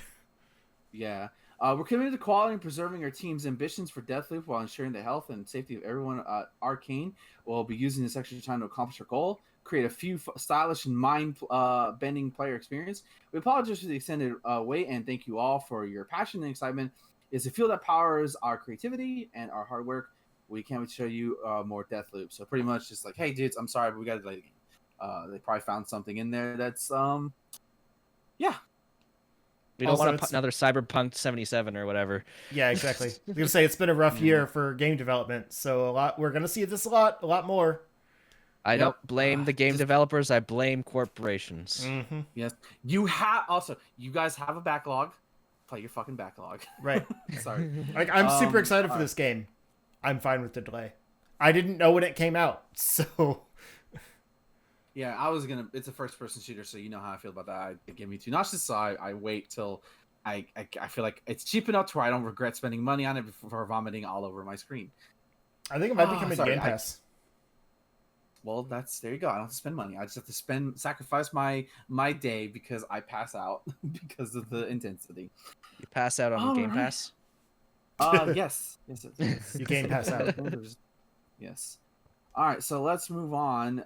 As one game is delayed, but then a revelation of some cool features might be in a Switch update. So there has been suggested that there's data mining on the recent update for the Nintendo Switch. I think it's like 12 point something, whatever. Who cares? 12.0. That it could be that a 4K version dock and could have native Bluetooth audio. So basically, it's just for a new dock. It was done by an data update miner. for the existing dock. Yes, an update for the existing dock. Not like a new. Although I wouldn't put it past Nintendo to sell like a new dock. Probably I wouldn't put it past them to do that. I'd like a DS data miner or 3DS. And yeah. Yes, and I love internet names. Data miner Oatmeal that is such a good name. It's pretty good. Has pointed out that the Switch 12.0 update contains references to potentially unannounced features. When Nintendo's patch notes always say that the save data backup bug has been fixed, fans, obviously, people are going to look as I try not to sneeze. Oatmeal Dome initially spotted the updates seem to allow the Switch docks to be updated itself, something that shouldn't be necessary given how the components in the dock are. However, on Twitter, that's how it's pronounced. I'm sorry, it says X keys, I think. Yeah. X keys. Okay, my bad. I'm sorry to that person. The use of CRDA in the firmware seems to stand for Cradle Aula. Cradle being the internal term for the Switch dock, and Aula being a purported code name for much rumored. Sorry, my dad just texted me a second ago. Much rumored 4K Switch upgrade. So yeah, how do you like? And there's more in the article itself that you can check out in the description. Mm-hmm. So how do you guys feel about this? I think it's interesting that the dock can be updated in the first place, right? Because it's hard. Like, it's never been updated before. People have said that, like, despite it being a USB-C connector and, like, you know, the system supporting Bluetooth and all this stuff, like, those features just were turned off, and they assumed it was for power saving because, like, USB-C is still kind of finicky, so maybe it was like, you know, they didn't want to possibly blow the Switch by, like, routing more power to it, or, you know, whatever the case might be. It was like downcycling the power for the USB-C to specifically work with the Switch. There was a lot of stuff that came out when the Switch came out. I don't remember exactly. But yeah, so the fact that they can just like, pardon the pun, flip a switch and like suddenly the dock can support 4K is interesting. The Bluetooth audio thing is less surprising. Like, Bluetooth in a lot of ways is software. So I don't know why they didn't do it sooner, but Right. it's possible that like the power in the current Switch, like to route part of that to Bluetooth audio would take away resources from other things. So they're planning on rolling that out with the new Switch that would be more powerful and could handle, that extra back end. But I don't know. It's crazy to me that they're updating the dock after like 3 years. 4 years. I 4 don't. years. I don't Yeah, even 4 understand how it can update the dock. The dock's like it says small components. I don't know how they can make the dock go. Hey, I'm 4K now. Right. Like and It's like got you to be said, something with the connectors or something with the Switch and how it Like- transfers data. yeah, like it is all through USB-C and HDMI, so it is possible. You said that it's true. You're saying flipping a switch. That's literally what they're doing. They're Yeah. setting a packet going, saying turn this on. That's how a lot of that stuff works. So they could have just been able to just say, hey, turn this on, and maybe they're gonna have it so that it turns it on, updates the dock, then turn it off again. Mm-hmm. And I imagine they didn't possibility. feel any reason to do it before because like the power output for like 4K support and everything would be more of a draw when you're not putting out 4K content. What's the point? Yeah. But still, just it's wild. Right.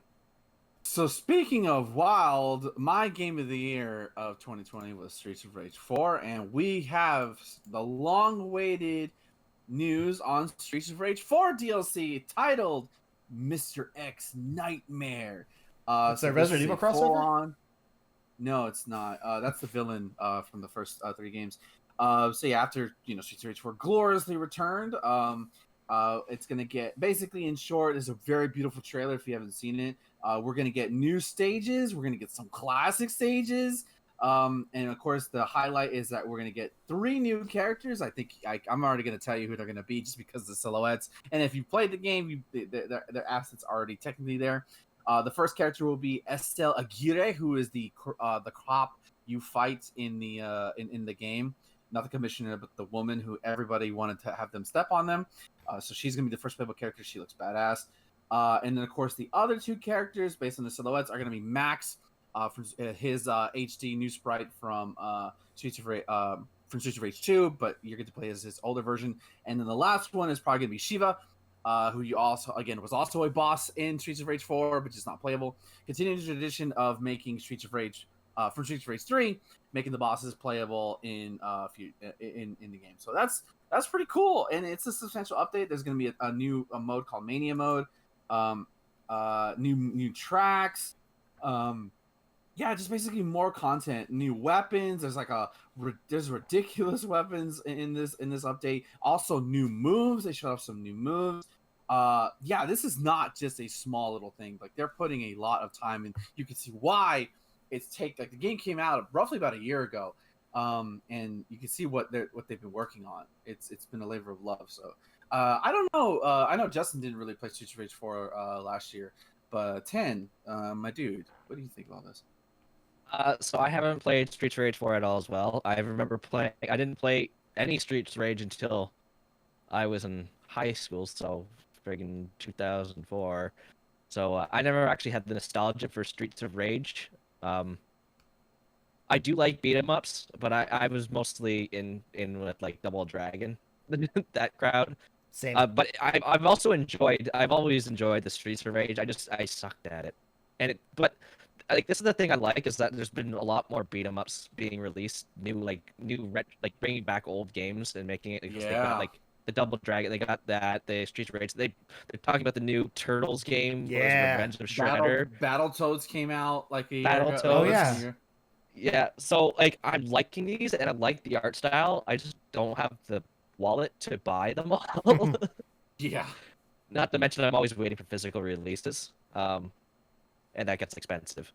So, but it looks good, and if I know they had done a Streets of Rage 4 physical release and for a limited run, and they're all sold You out. can you may I know So you may not I know you may not want to go to Walmart because that place is hell.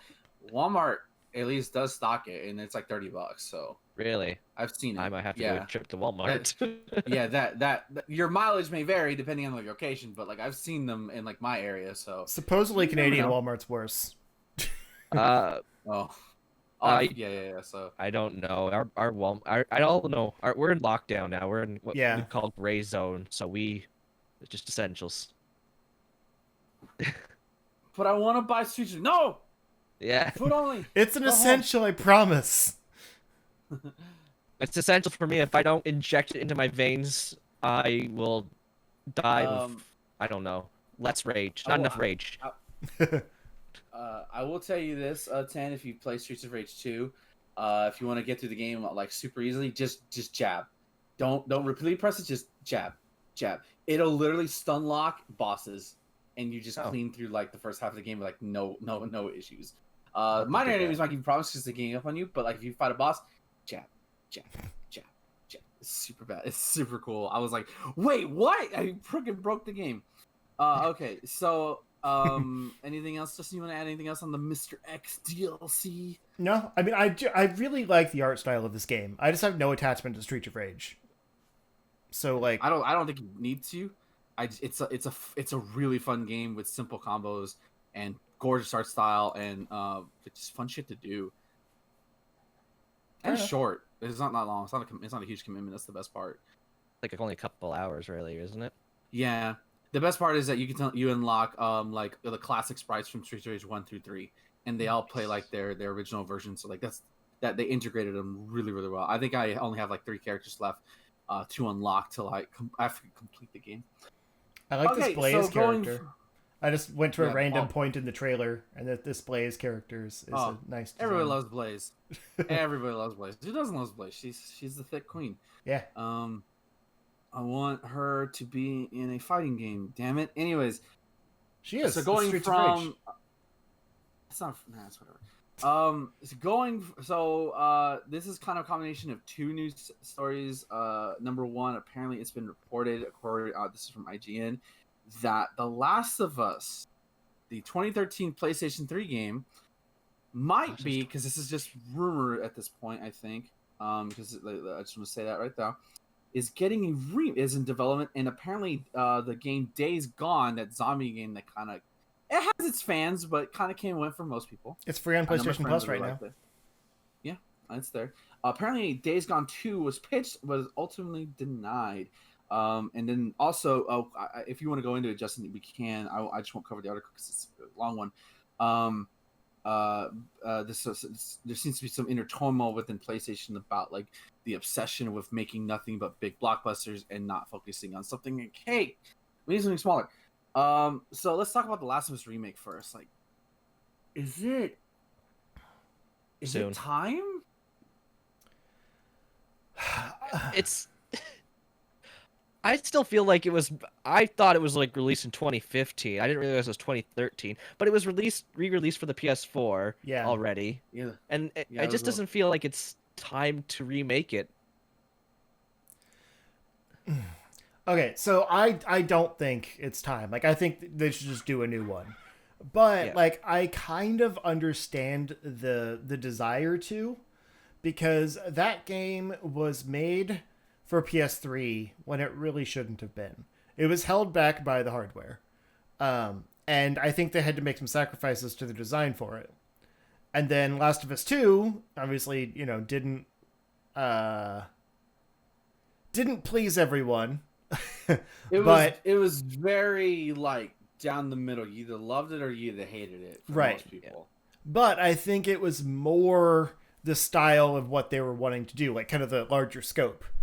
So I can understand wanting to basically go back to the well of the first game, like the story that everyone loves, but being able to make it without those restrictions of the PS3. But there's no reason to remake a 8-year-old game. Like, especially one that still looks great if you play it Yeah. on PS4 or Yeah. PS5. Yeah. I saw some people on my timeline using the whole like Resident Evil, the original Resident Evil 1, and the time of between remake was I think about 6 years.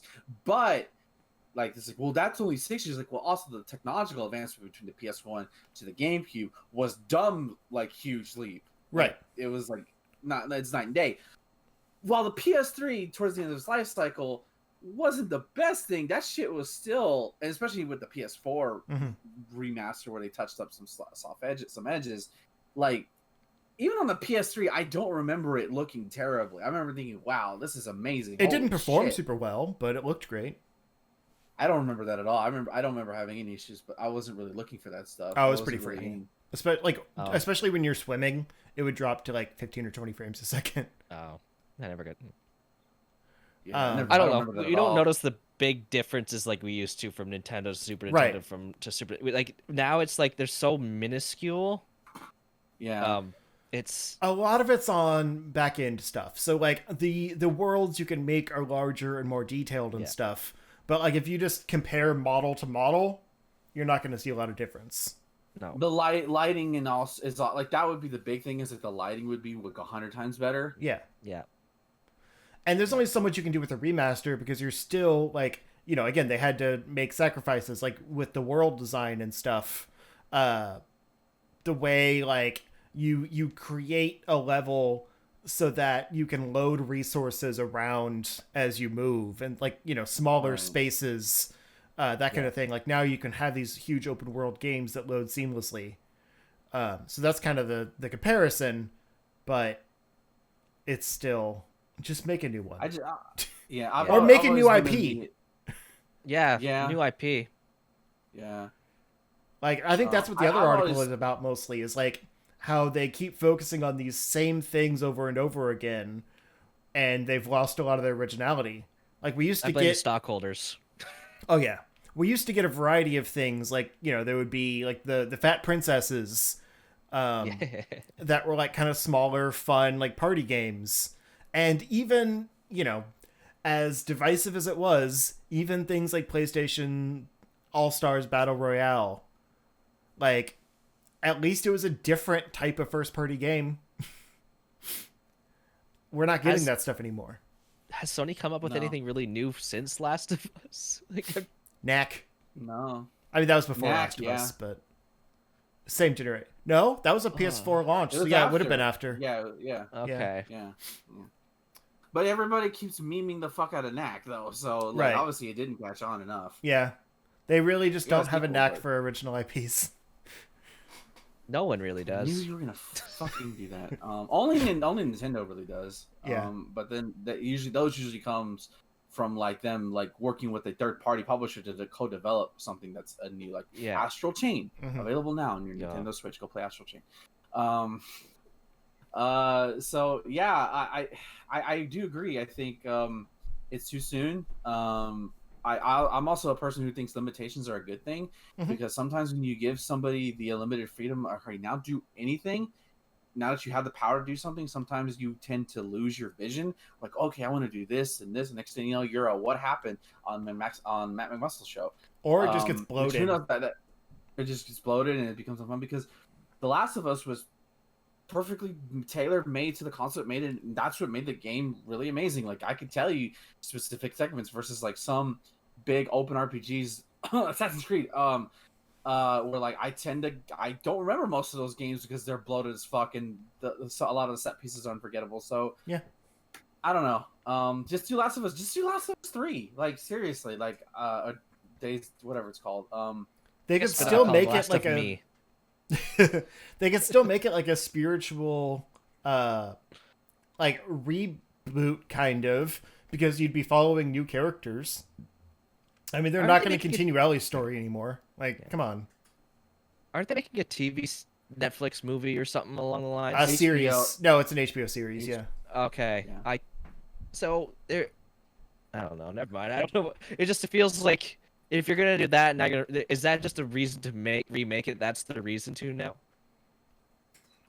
I don't know. synchronicity, yeah, from like, hey, we need to get this game. It'll be great. Like we already, yeah. I Well, could because now definitely they can see make that. money off of it, right? They're not gonna, because Yeah. they can be like, oh, we'll release this new game, we'll get all the profit because they're not gonna get profit of people buying the PS3 and PS4 versions. I could see them thinking like, well, we're making a TV show, so we're gonna expand the story out. Let's make a game out of that expanded story. Yeah. But Yeah. it's just gonna keep cycling, like. But then we have to make a season 2 of the show to follow more of the story that they're doing in the reboot of the game, and it's like, just Gained make more anime original manga IPs. territory now. Right. Yeah. Or at least remake better things. Like, where's Legend of Dragoon? Jerks. Yeah. Yeah. I wouldn't mind a remake of that one.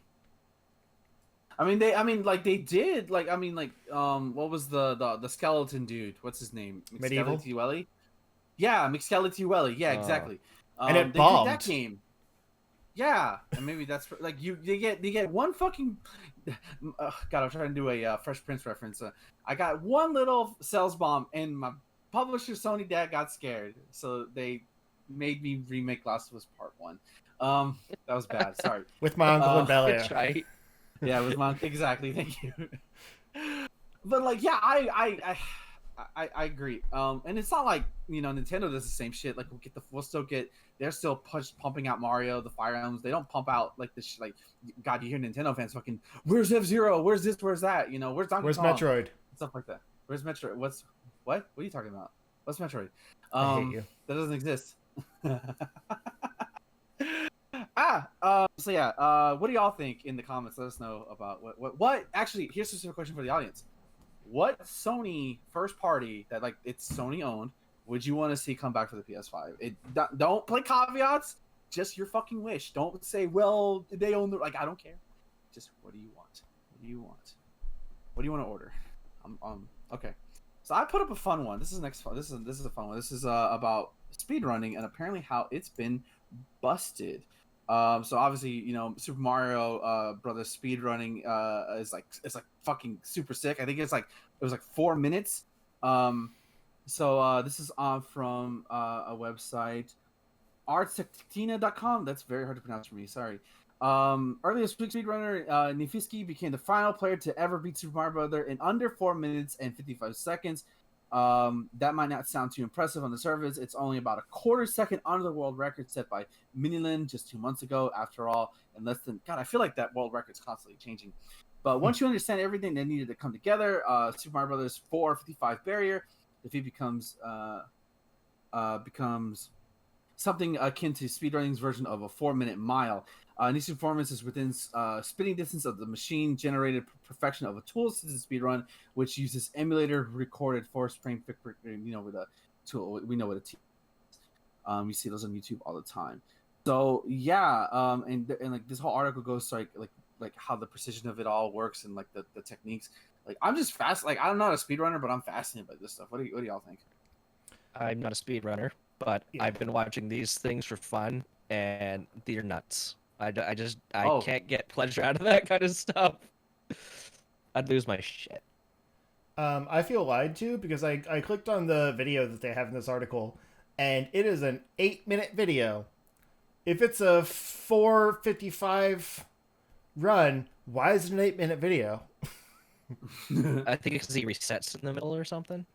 Yeah, no. I mean, it's pretty accurate. Like, it's... Is that the right guy? Is that even the right? I think it's a different one, but I'm just... Wait, no. 4:54:94. Yeah, that's the right one. But at around... Oh yeah, no, yeah. At 5:26, it pauses. Like, I guess that's when it's over. So he's probably just celebrating after that. That makes sense. I guess. Okay. Anyway, that's not all I had to say, but I don't get speedrunners. I just don't have the patience, and the fact that people do this is amazing. And kudos to them. I don't get pleasure in beating a game really fast. yeah. But it is impressive because I've seen the computer generated like the best perfect run you can get, and the fact that he got that close to it is Mm-hmm. pretty incredible. But also I don't want to be mean, but it means he doesn't have much time on his hands. Like, I guess that's all he does. I don't want to be I mean, mean. It's just yeah. No, I I don't get have you. that. It's like the same with fighting game players when you see them do like those same combos that I retweet on Twitter all the time. It's like you gotta practice. Like that's what it takes, and I admire that dedication. Mhm. To do that, like that's why, like even though like I don't really speed run, I think the closest I came to speed running was Mega Man X4, and I fail at that every time I say I'm gonna do it. um, Namely because I'm not playing on original hardware and I get to deal with input delay, but that's whatever. I'm just a scrub. That's why like I watch Summer Games Done Quick and Awesome Games Done Quick every time it comes up during that winter and the summer, just because it's super cool to see these games get broken or manipulated in a way that like just like whoa, you can do that. Yeah, it's awesome. Yeah. You know.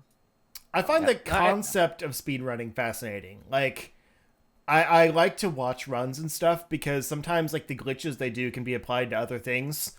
So like, for example, if you're doing a randomizer, which I do enjoy, some of those glitches can help you bypass certain things and find more of the items that you wouldn't have access to otherwise. So like they're cool to know, but I would never actually do a speed run. No. Even like with randomizers, like I've seen people do the, like speed assisted randomizers where it's like you try to beat someone else's randomizer time. I don't want to do that either. I just want to casually do a randomizer. But again, like those glitches come in handy in bypassing things, or even just like, time saving tricks, not necessarily glitches. So it's Yeah. still cool. Yeah, it's cool. I just don't get how they can get that good and have a job. And I'm just old. Is that it? How old? What's the average age of these speedrunners? Probably there's some pretty old ones, but like I imagine it skews younger just because of dexterity Yeah. and button time. But there's definitely like older ones who still can Okay. rock. There's always the whippersnappers that are trying to beat the classic times, Yeah. All right. So let's go ahead and move on. So we talked about PlayStation sort of like not developing first party unique titles. Well, it looks like they may be doing that. May or may not be doing that, but not for the devices you want, but they might be doing it for mobile. So apparently PlayStation Studios is hiring for a head of mobile. Hiring a senior position who will lead development strategy of PlayStation mobile games and adapt some of the company's most popular franchises to mobile. So not original IPs. Yeah. Last of Us mobile. Mobile cash-ins. Pretty much. You never know. They might throw an original one on there. You never know. This is just pretty much to get things kickstarted. How do you feel about, basically, in short, Sony is trying to enter, because I don't think they're actually in the mobile market, like, officially. They're really not. So how do you guys, yeah. I just want another handheld Sony console. I love Yeah, my they're gonna Vita have and it I love my brought up. PSP. I know, because it would I just love lose it. to the Switch, but I loved my Sony handhelds. I still play them. Nice. I I don't know think where with mine is. how Mine's far upstairs. mobile has come, I think that could basically become the next Sony handheld. Because you're getting some I'll tell you solid, why. like, console grade games on mobile now. It's just a lot of times they have concessions because they're either free to play, and so there's all those gimmicks in it. Or they don't have these. Right. Yeah. They don't have Or they this. have to do the the touch Touch. controls, which affects the gameplay. Like Animal Crossing Pocket Camp, for example, is actually a pretty good Animal Crossing game. Like it's fairly fully featured. I mean, it gives you pretty much everything you want from Animal Crossing. It's just very free to play. Like the fact that you have to wait time for crafting things or pay money to speed it up, like that kind of thing gets old. But then there's like Dragalia Lost, which is an original IP, just for mobile that Nintendo produced, and like that's also a really solid game, specifically built from the ground up for mobile. So like, it can be done, and I think a lot of times now, people have controllers for their phones. Like, especially with like the Project X Cloud and stuff that Microsoft is doing, they're building touch controls into some of their games that are going to mobile, but you can also use, just an Xbox controller with your phone attached. And I think as that becomes more common, we might see more games that are possibly button only, or at least, have the on-screen buttons rather than touch controls, but preferred controller support. Right. So I think it could be good. And at the end of the day, like if it's a separate studio, who cares? Like it's not going to take development away from anything else. It's just going to give us the possibility of more good games. And if they're bad, as long as they don't say what you guys don't own phones. As long as they don't say that, we're good. Yeah, because like there's been some really solid mobile games out there lately. Even the ones that are very like free to play, like I said with Animal Crossing, like they're still solid games and people love them. I can't get into that free to play grind. It's not fun to me. Wild Hearts, Apple Arcade, man. I've sung the praises of Apple Arcade for $5. Yeah, I really want to play Fantasian, but that's Apple what Arcade I want only. to play. Yeah. Do you have that, Ben? It's $5 a month. I haven't touched Apple Arcade in a while, so okay. I should do like a report on that at some point. I don't have an Apple device. It's not the price that's stopping me. Right. I don't have an Apple device either. Yeah, that sucks. Well, actually, it doesn't suck. No, it doesn't. Better for customization. So, all right. So that's cool. But some people are gonna be mad. So we're gonna switch some stories around, Justin. So we'll talk about the next one last because that leads into the topic. Mm-hmm. Let's do the last stories real quick. Sonic Colors Remastered leaked by Voice Over Studio. So obviously Sonic, we haven't talked about the Blue Hedgehog in quite some time since this movie came out last year. And apparently Sonic Colors is getting remastered. I want to remind everybody Sonic Colors is still locked onto the Nintendo Wii for it's 10 years old. Apparently Studio Example had a listing for Sonic Colors Remastered, dealing the studio worked on localization for the game in December 2020. You can see the tweet in the screen. There's a tweet out there with a screenshot of Sonic Colors Remastered. Sega has not officially announced the Sonic Colors Remastered, and so this appears to be a first indication that the project may be in the works and should be the project real. It seems sensible to predict that it may have German localization, so that's pretty cool. Additionally, French game retailers Songomele currently features a pre-order page for Sonic Colors Ultimate for PS4, as leaks such as the infamous drop from Walmart ahead of E3 2018 show retailers can know about unannounced games ahead of time, but retailers can do and get things wrong. So pretty much just don't guarantee on this. Sonic Colors released in 2010 on the Wii and Nintendo DS. So how do you guys feel about a Sonic Colors remaster for like a new Sonic and like this? Wasn't this one good? Played that game? Yes, I played it. It's short, but it's considering before it was 06 and Unleashed. It's like pure, like very good 2D, mixed with like good 3D, like big boost sections with Sonic. It's a lot of fun. This is the first games with the Wisp. It's really, very, it's really, really fun. I didn't even know it was a Wii game. I thought it was a DS game. I guess it was both. Yeah. Yeah, it was. I had two different versions. Both versions are good. I played both versions. I haven't played a Sonic game since Sonic Battle for the Game Boy Advance, so classic. I saw 06 just gameplay footage of it, and I cringed, and I was like, I'm done with Sonic. Yeah, no, you made the right call. But I will say, Sonic Colors, I kept wanting for years for Sega to like really re-release it for Steam, for anything else, right? At least something else. Port it to Switch.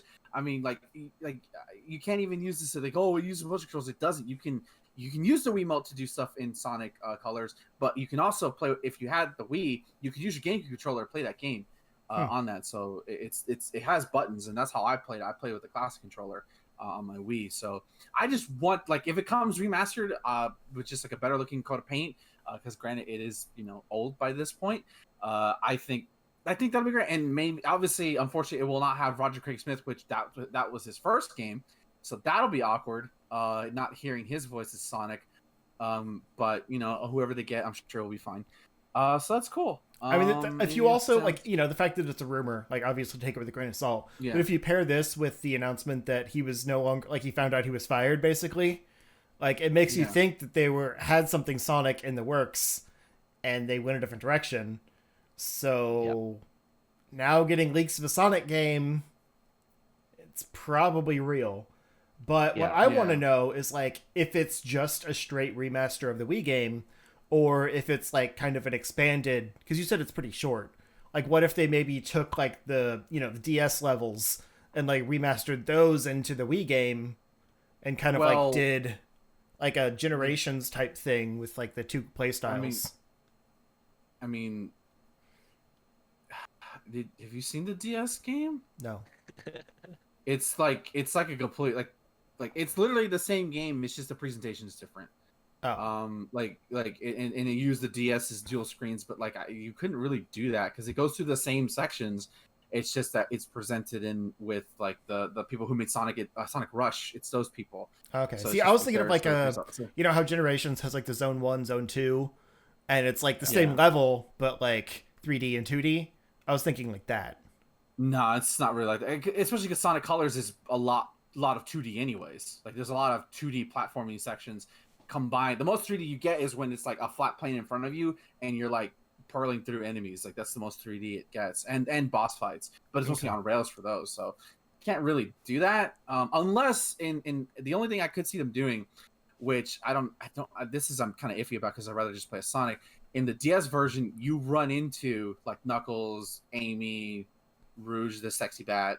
You run into those characters, but in Colors, it's just Sonic and Tails and their goofy shenanigans, and that's it. So maybe they'll make you play as Knuckles, Mm-hmm. you could play as Tails, maybe that. But that's the only thing you could see them coming. But they were not playable in Colors DS. They were just like, hey, I was captured. Thank you for helping me, Sonic. Bye. I'm Gotcha. gonna go eat a hot dog. I would see them expanding it somehow. Yeah, definitely. Because there's a reason like they're doing new VO. So like otherwise they probably would have just reused that same VO and made it look nicer. Yeah. But they're Right. clearly kind of starting over on the cinematic front and need to redo the audio. Yeah. Pretty much. Yeah. It sounds like it'd have to be like a remake or remaster. Like remaster normally is a fresh coat of paint, so they must be doing something additional to it. Yeah. Right. Which means maybe see. there's a future for the Colors series because I know people really liked that stuff. Maybe they'll spell it with a U. Ooh, no. The sequel, it's spelled with a U. Well, I mean, if it's Sonic Colors Ultimate, then yeah, there's a U there. No, Sonic Colors U for the Wii U. They thought they'd release one more game for the Wii U. No, that's Oh okay. man. All right, so let's go into like the official final news because our actual final news segment segues into our topic of the evening. This is regarding Street Fighter V. They had a spring update last week that came out. It was like a Tuesday, and they basically showed off the two new characters. Oro, the Wandering Hermit, who, by the way, if you haven't seen it, Oro is a character from Street Fighter 3 Third Strike. He fought with one arm, constantly tied, and he's a very freaky looking dude. Yellow. He's 130 years old. He's a hermit. So the cool thing about Oro in this game, animation-wise, is he holds. So they wanted to keep the gimmick of him fighting one arm. So obviously it'd be kind of boring just to have his arm tied. So they decided that like it looks like they're having fun with it because in this game he holds a pet turtle that you'll see him toss in the air and catch and stuff like that. So yeah, it's really creative. This is some really creative animations. Like a lot of people are positive about Street Fighter V's new characters. The netcode not so much, but we're not here to talk about that. And all of his moves from Street Fighter 3 are back. They gave him some new moves. Oro looks really, really fun. I never really played Oro when I played Third Strike. Not that I'm an OG Third Strike player, but when I played it on the PS3. They show off his two V skills. So that's pretty cool. Again, the total I won't break it down because terminology is kind of a lot. So. But he gets his classic double jump, so that's a lot. No official release date for Oro just yet, but they then also showed off Rose, the lady from Venice, Italy. She for those who don't know, Rose, from what I understand in the Street Fighter Alpha games and even in Street Fighter 4, she was very much considered a boring character. She was pretty much, I have a fireball, I have a anti-air grab where I can grab you out of the sky. I can do all these things, but she wasn't very she had a cool design, but play style, she wasn't exactly like the World on Fire. They basically remade her, they made her a new character in this game. She has one of the gimmicks, one of her V skills is she has tarot cards that do different buffs, and she can either like weaken your defense and weaken your attack, do weird like increase more chip damage, sort of stuff like that. And it's also like visually very distinct, very very cool looking. And they showed off some of her no moves. She gets orbs in one thing, and she can basically crush you up that way. And another one she gets is a move which is kind of a harken to the Alpha series, where in the Alpha series it was called custom combos, where if you do like a certain input motion, a shadowy like thing would appear to you, and basically you could just do a super long combo that's your own. So like it's really cool looking. They kind of brought that here for Rose. It's called Soul Illusion, and she'll hit you. Her clone will hit you, and they showed off some really cool fun stuff with it. Like they're just having a lot of fun with this character. They like, again, Rose, when I first heard she was going to be in, I'm like, okay, that's cool, I guess. Not really hype on Rose, but I'll definitely try her out. And then to close it out real quick, obviously we knew about Akira Kazama from Rival Schools. We knew she was going to be in the game. And in the previous update, they had teased Oro. Here we get a full gameplay trailer of her, and she looks sick. Again, I'm not a Rival School player. Gameplay, sorry. I'm trying to speak very fast. Her bike, she looks really cool. Her bike looks badass. I always liked her design. But her brother, Daigo, is, I guess, her V trigger too. There's at the end, you can see she pops V trigger, and then her brother just comes and goes, Pah! And then Dan just fucking falls to his knees. So yeah, I don't know what happened, but it seems like once Ono, who was the previous lead at under like basically executive producer for Street Fighter V, once he was at, as much credit he did to bring the Street Fighter, bring it back to Resident 4, him being on 5 is now being seen as a hindrance. So once he's gone now, ever since with both the introduction of Seth and Gil, and now these new characters, it's like, oh my god, this has been the Street Fighter 5 we should have had from the beginning. But it's here now, and it's fine. So yeah, and still no revelation on who the final character is. So Capcom, it better be an SNK character, I swear to God. You're hiding it for a reason, Capcom. But yeah, very, very cool stuff from the spring update of both Rose, Akira, and Oro. And we're gonna kind of segue the last bit of news, unless y'all have anything to say about Street Fighter 5, because I know Justin doesn't play fighting games. I play Mortal Kombat. No Mortal Kombat news, sadly. I play Soul Calibur. That's it. Oh yeah, that one too. So moving to the sort of last segment of news, and then our 10 buttons topic about game preservation.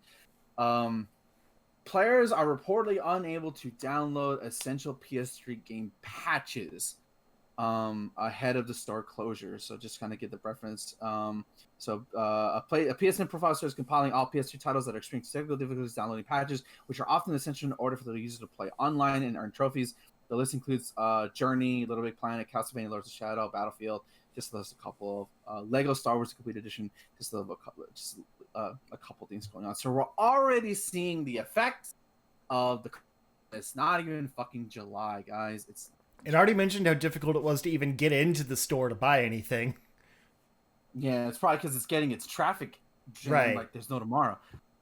But like, if people are struggling to get in and grab things at the last minute, and then it's possible that once they finally get in, they're not going to be able to use the stuff they get. Like, that really sucks. Right. Although I would assume if you download it, the patch would come with it. I thought that's how it worked, but I guess not. I guess depending on what version it is. But yeah, this is such a clusterfuck. I'm sorry. It's just a mess. Like, why? Like I said it last week. I don't want to repeat myself, but I'll let 10. You obviously have feelings on this. Yeah, I've been saying this like since the PS3 first came out. I didn't get the PS3 until whatever second model it was. I can't remember what it was called. Slim. Not the super slim, but the regular slim. I don't know. There's like slim. 3 models. Okay. I got that. But I said during when it was announced and with all this online stuff, and I the whole digital store was coming, and I knew from the beginning, I'm like, that was gonna be a problem, because if people were buying things digitally, they wouldn't. If they just they're like, oh, the stores will never close. Like, it's got to close eventually. There's server space they got to clear up. They're paying for things that they're not really you're not getting much traffic from. So I knew it was going to close, so that's why I still buy stuff physically. Mm-hmm. So when I saw this, I knew it was going to be a problem, and then I didn't know how long it would take for it to start to become a problem. It really started to become apparent when the Wii store started shutting down and the Nintendo started shutting down services for the DS games and all their online stuff. I'm like, here it comes, it's gonna come, and I knew like as soon as like Xbox, like Microsoft or Sony decided to go, oh, we're gonna shut down our stuff for our old consoles, that was gonna be a big hit, and that's when we're gonna be losing a lot of only digital store games. Like for the longest time, Scott Pilgrim, Mm-hmm. which finally got a re-release for the Switch and got physical edition, but if you didn't get it, it was gone from the store. Like unless you had it already installed on your PS3 still, like which I did, thankfully. But people spent money, bought that, and what? You take it from the store? They spent money on now they can't even get it back to download. Yeah. That's stealing. That's why we need to keep physical copies around. And if you're gonna pull your whole store down, you should still have an archive of these games that people can go back and say, "Hey, I bought this game. Let me download it." Or you send me, I don't know, a burnt disc of it in the mail. I don't care if it comes with a case. Put it in a CD sleeve or a USB stick or something. Like I spent money on this. I should just like you can't take the money. Like you can't take it away from me. Yeah, I mean, Yeah, then there's the issue of digital only games, like you said with Scott Pilgrim, and like I said I have all of the Ratchet and Clank games physically, except the one I had to get in the store and buy. But one of them, I don't remember which one, like has a sticker on it that says it comes with a digital download code for the Quest for Booty game, which was like a digital only like standalone DLC type thing. Yeah. So like I own that because I, put in the code and downloaded it, but like it's only digital. So like that's one of those things where, luckily as far as we know, any game that's already on your system will stay. But again, like we've seen things with if it needs an update. Like if you haven't played it in a long time, you boot it up, says it needs an update. If if everything's already down, you might not be able to download the updates. And then you can't play the game. Yeah, my only suggestion is if you don't do all the updates now, don't let it connect to your internet when the store shuts down. Right. And that's the other thing is I've seen people say I thought it was on this article, but it might have been somewhere else that the CMOS is being affected, like basically the internal battery, because that regulates like the settings and everything for your system, and once the server goes down, everything's going to be locked into your CMOS for the system. When that dies eventually, which batteries have a lifespan, your system's basically going to be bricked because it can't do those internet checks to make sure that it can play its games. So like there's going to be a time when these consoles that, are internet connected can no longer connect to the internet and are basically useless. Well, that's when you have people like me who crack open the system, change the battery before everything gets reset. Right. But people are gonna be like, it's already happening where people like when your Game Boy game or your Pokemon game battery dies, your Super Nintendo battery dies, or your Sega Saturn. Well, that one's as easy as popping it in, but it's just there's gonna be a service for that kind of thing. It's not gonna come cheap for the most part, right? Because they have to crack open a system, and the newer systems are a lot more complicated than like the Saturn or the PlayStation 1 or the PlayStation. Yeah. So it's gonna be hard to do that, and going on with the preservation is like getting physical games now is becoming, like you said, is ridiculous with the GameCube games and N64 games. Like games shouldn't. I'm a game collector. I have a few games that are worth $700-800 just themselves, which is ridiculous because they shouldn't be, and especially when they're newer games. Like, and it gets to like a principle where like if you're a collector, you don't want to sell them because like you don't want to encourage that profitability. No, but also like they're worth a lot of money, so it's like you gotta weigh that. Well, it's like one of the, like I bought it was my wife who bought this. like I guess it was 10 years ago. I guess it was roughly 10, maybe 9 years ago. It was a PS2 game in our pawn shop for $20. It's called Kuon, Kuon for the PS2. Hmm. It can go, if you got it for $20, it can go up to $1,000. That's my rarest PS2 game. That's a Jeez. PS2 game. Wow. I've never heard And of it that. wasn't even a good game. It's a really bad horror game. Hmm. And I don't know why games are fetching for $1,000. It's different if you're talking about like sealed, like first print Mario Brothers for the Nintendo. I get it, but like, and it makes sense if there was like a limited print, or if it's actually hard to buy, like Harvest Moon, like the one I just got for the Super Nintendo, is very hard to find a decent copy of on eBay because there's so many like reproductions now. That's another thing we have to avoid. But I see the reason for it. But when you get games like sticking to the same generation, Super Nintendo, Earthbound, where you can find pages upon pages upon pages of Earthbound cartridges, and they're all selling for like $400. I'm like, that's a problem. It's not rare, and that's causing this problem with why we find a lot more. I don't want to call it piracy because these games you can't really get anymore. Like there's games we'll never be able to get because Harvest Moon for the Super Nintendo didn't actually ever get on Nintendo Online or whatever. So it can only be played on the Super Nintendo, and that's why we try to dump these ROMs and allow people to have access because we're trying to preserve it because eventually those cartridges are going to die. Just like CDs are dying. There's PlayStation games and some Sega games are really bad for it, but there's CD degradation. You can actually sometimes some of the CDs you can hold up to the light and see holes peering through it because the quality of the CDs weren't good at the time. And the lasers were burning them. So we have to take those games and burn them onto even though like some of them are being re-released. Like I have Legend of Mana, which is being re-released for the Switch finally, but like So exciting. yeah, me too. But I had to burn a copy, not burn. Whatever. I guess it's technically burning it, but I'm dumping the whole game system game on because we're not going to have that option. Just like Mega Man Legends 2, like I have that. I had to put that because that's not on any online thing. I think Mega Man Legends 1 is on the PlayStation Store. I think The first two are, and even the Tron Bond, which that one goes for a stupid amount of money. Oh, okay. Yeah, Tron Bond, Bond's on there for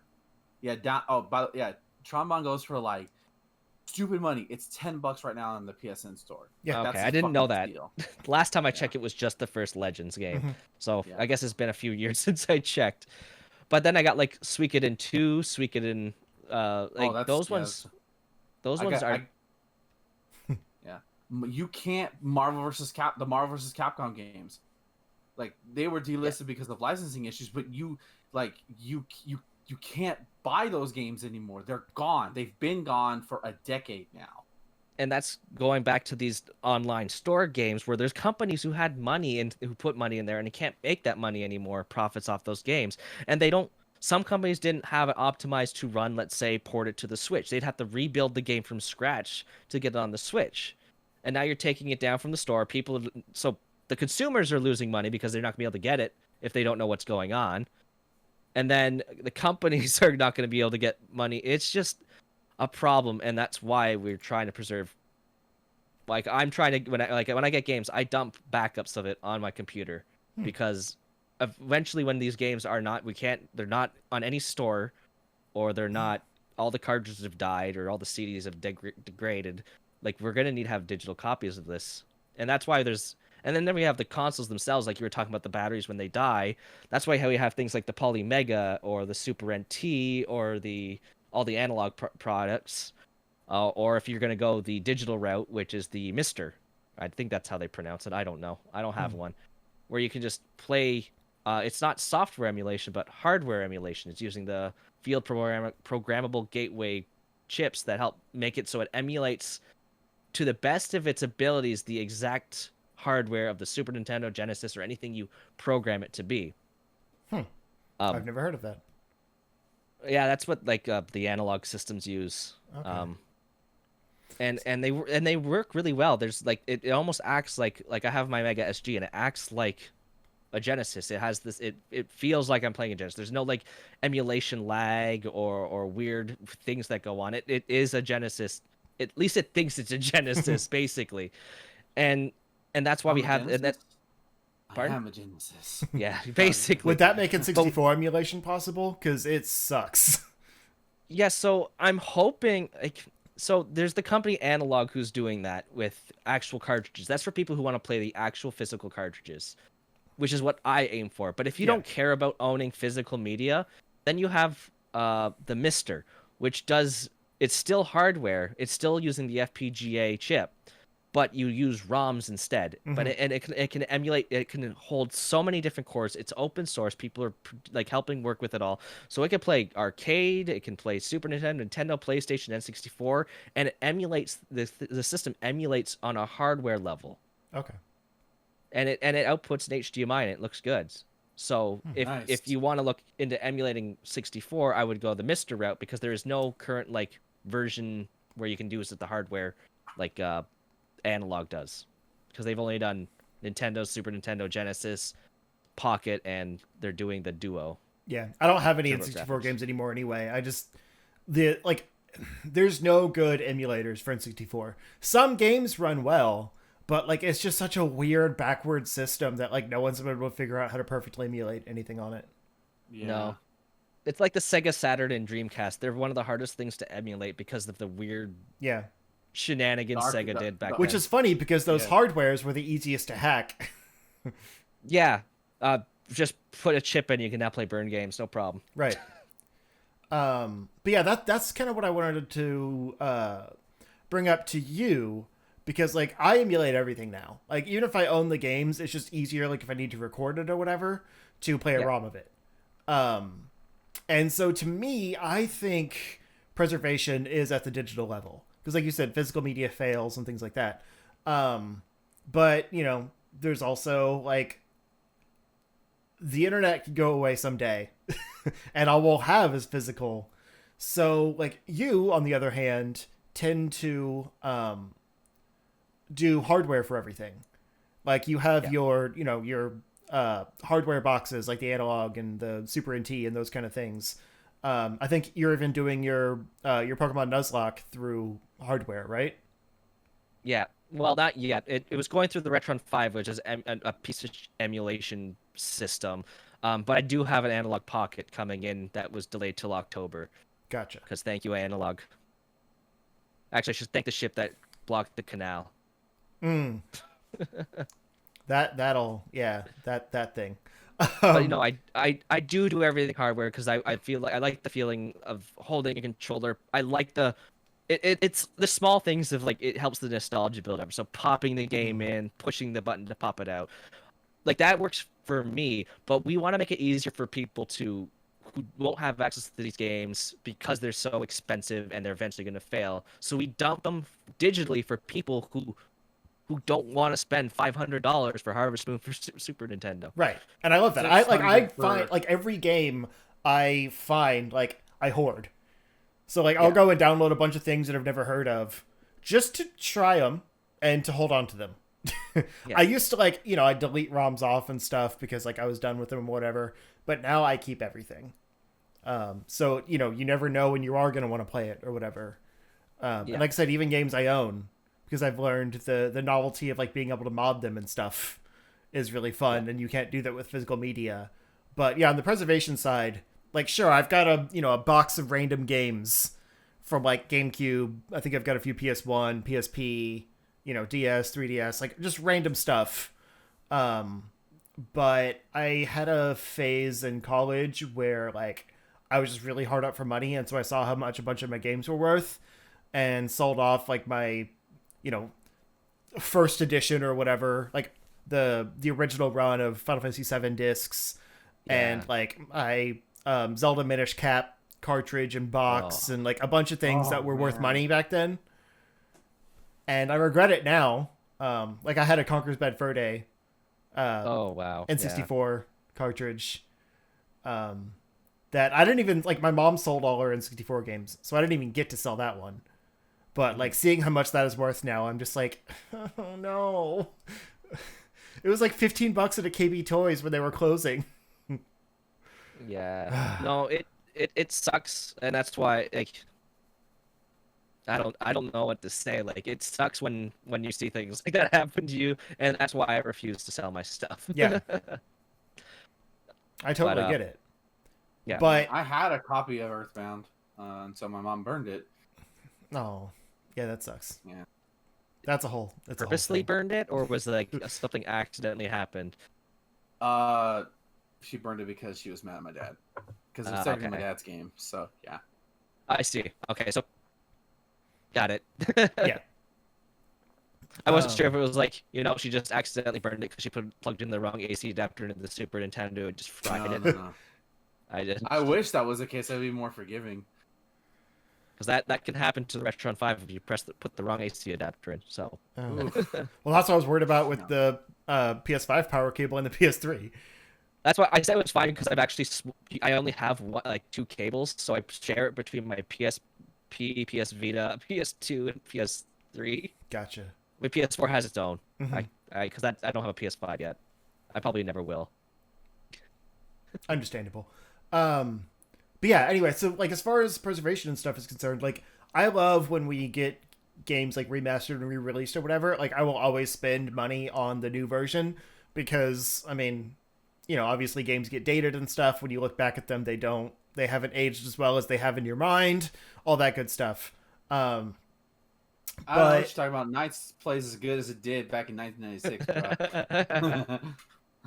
Sure, I mean it was a low bar to begin with, so I think Legend of Mana still holds up though. Oh, for sure. I put a bunch of games, like I got the PlayStation Classic, and I put a bunch of like other games onto it after modding it. Smart. So that's Smart. like my one like hardware thing, and it's still ROMs. But my Genesis Mini and my Super Nintendo Mini are both like hacked. With extra it's great. ROMs. It's a great way to like have kind of quote unquote hardware preservation using digital media. Like it counts. It's kind of hardware. It's not hardware emulating. It's hardware, but it's software emulation. Yeah, no, there's Right. still yeah. But it's If it solid were smart, too. If it was smart, Nintendo, Sega, and Sony would make an FPGA kind of mini console using FPGA and do hardware emulation. That would make it more authentic. You wouldn't like with the Sega Mini. I like it because it looks like a Sega Mini, like a mini Genesis, Mhm. but its emulation's horrible. I find the lag is astoundingly bad. Yeah. So that's the problem with software emulation. Is The hardware PS Mini emulation seems gets rid of that lag. okay. I haven't noticed too haven't- much. I haven't played the PlayStation Mini because it didn't have any of the games that I wanted. That's why I hacked it. There was like I kept everything on it because I think you have to, but there was like 3 games on it I actually cared about, and one of them was Tony Hawk, which has the better remaster now. Yeah. But yeah, I put about like Big Man Legends, Legend of Mana, Chrono Cross, like a bunch of things that I loved as a kid. I put on there, and yeah, Legend of Mana still holds up. It's real good, but it's still not as good as like a remaster because like it's it's taking that low resolution thing and blowing it up.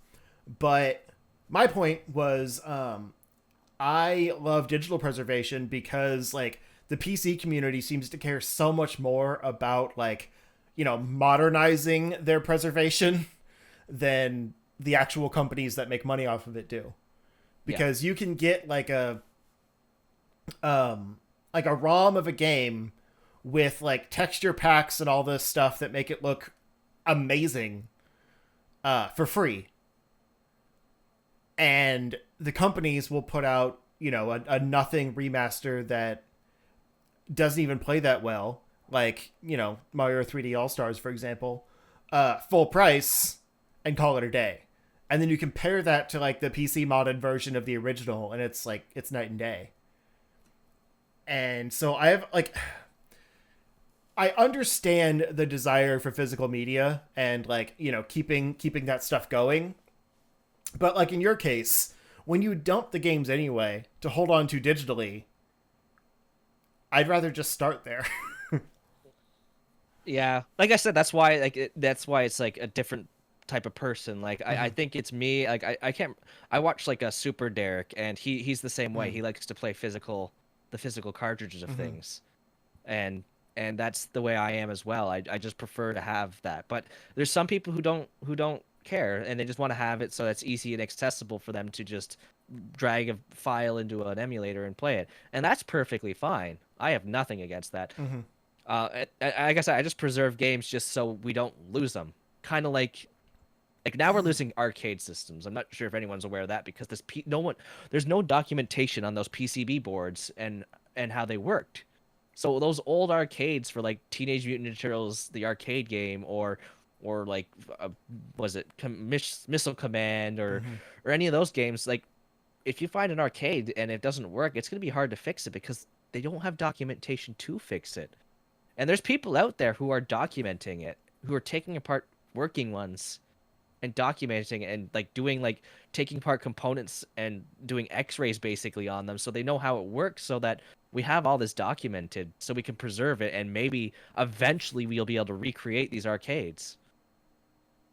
That's cool. I thought it was all like, on the MAME side where it's like they're dumping the ROMs still, for